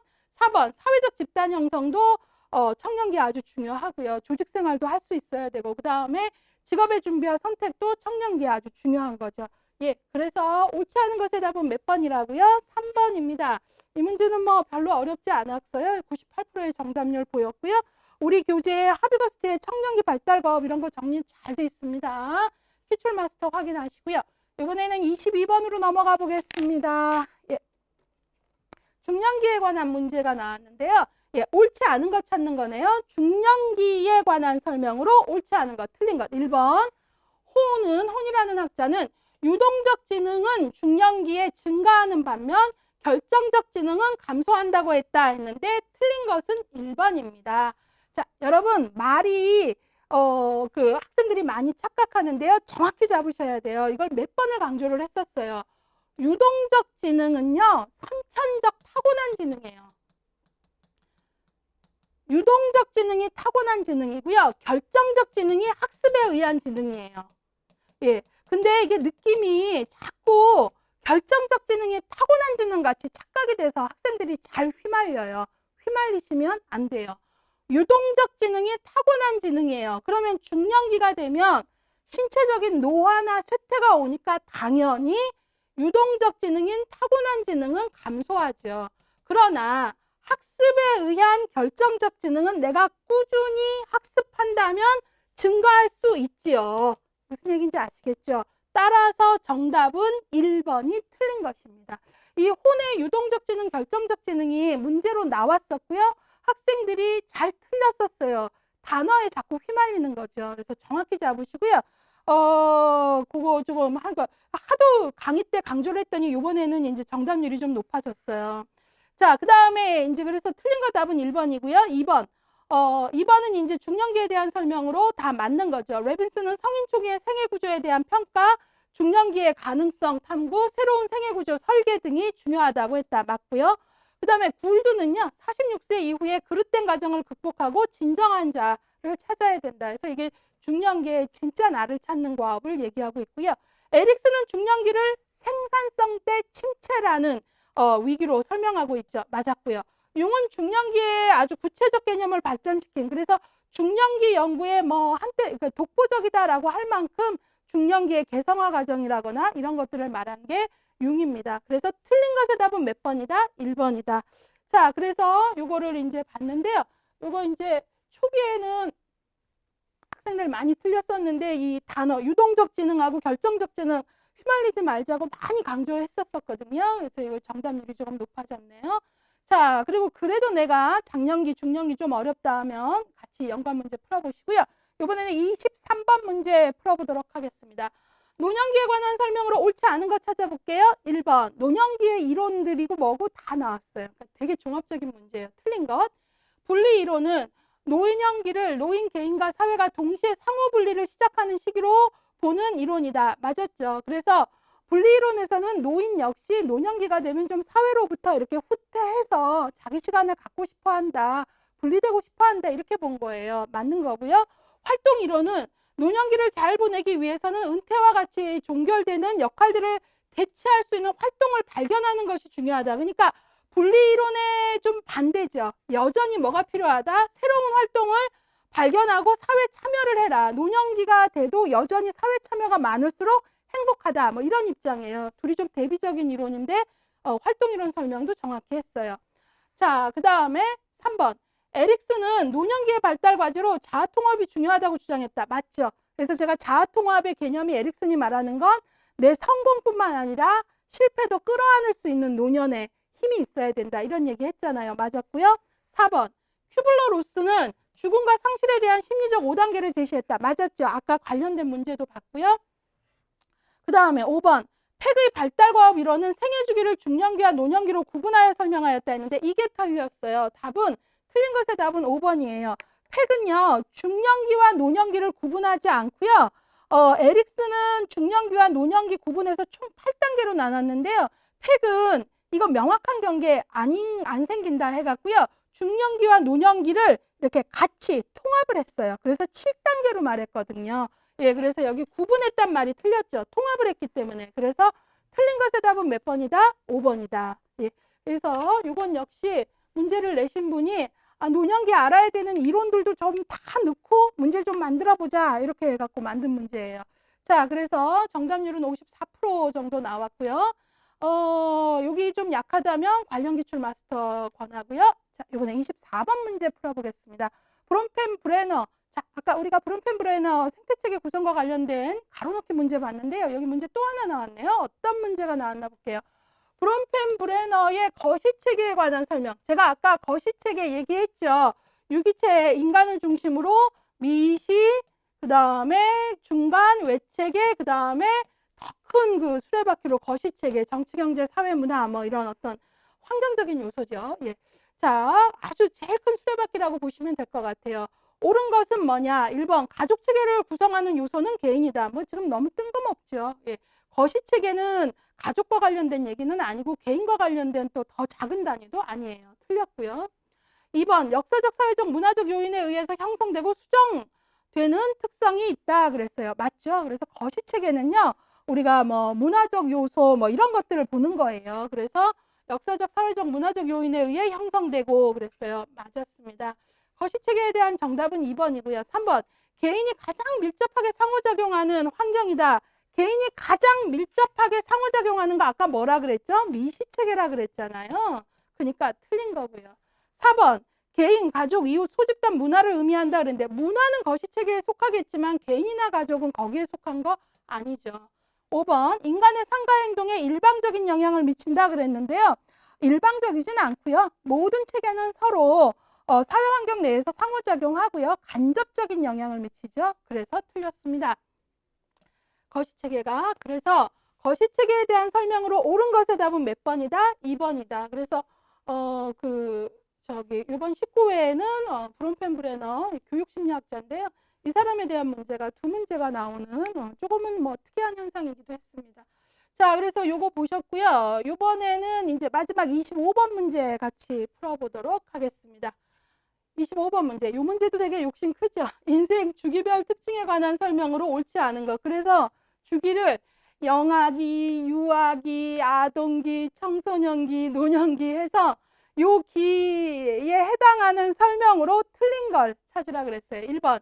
영아기 0세, 2세 주 양육자와의 안정된 정서적 신뢰관계가 다른 사람이나 사물관계를 형성하는 데 영향을 미치고 이후에 사회적 발달의 밑바탕이 된다. 맞죠? 늘 말씀드리잖아요. 이때 주 양육자와의 애착이 안정 애착이냐 불안정 애착이냐가 거기서 끝나지 않고 평생의 대인관계에 영향을 미친다라고까지 말할 만큼 중요하다 그랬잖아요. 이때 신뢰를 형성하느냐 못하느냐가 맞는 문장이고요. 2번 유아기 사물을 정신적으로 표상할 수 있는 능력이 발달하여 가장놀이를 즐기며 이는 사회정서 발달에 영향을 미친다. 맞아요. 그래서 얘네들 이 가장놀이가 상징놀이예요. 그래서 이때 되면 애들 엄청 귀여워요. 표상을 이제 정신적으로 표상할 수 있고 가장놀이, 상상놀이가 돼서 베개를 막 아가라 그러고 자 같은 거 있으면 빠방빠방 총 쏘고 보자기 있으면 배트맨, 슈퍼맨 다 하고 막 이래요. 네, 맞는 얘기입니다. 자, 그 다음에 3번. 아동기는 또래 친구들과 함께 많은 시간을 보내면서 정서 및 사회적 발달을 받아 도단기라고도 한다. 맞아요.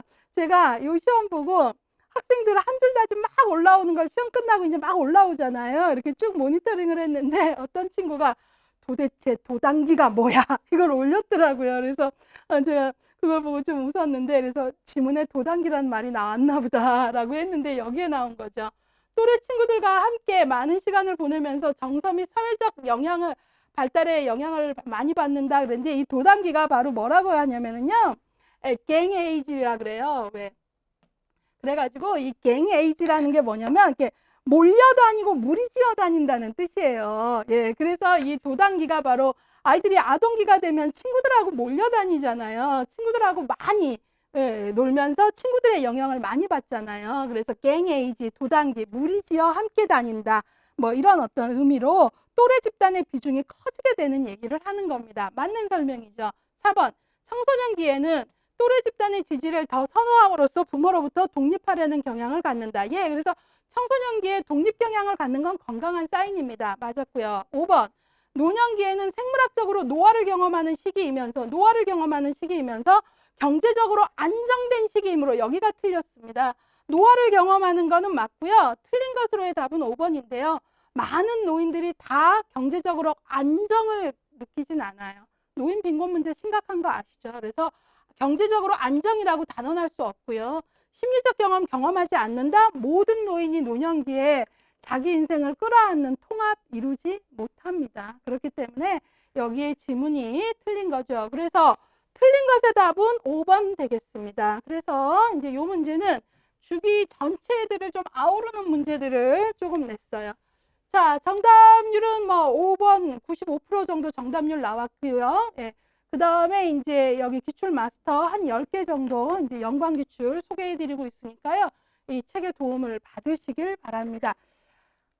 자, 여기까지 해서요. 좀 시간 길어졌죠. 인간행동과 사회환경 같이 풀어봤는데요. 예. 여러분들이 19회 때는 이의제기 문제가 3문제나 됐고 그랬는데요.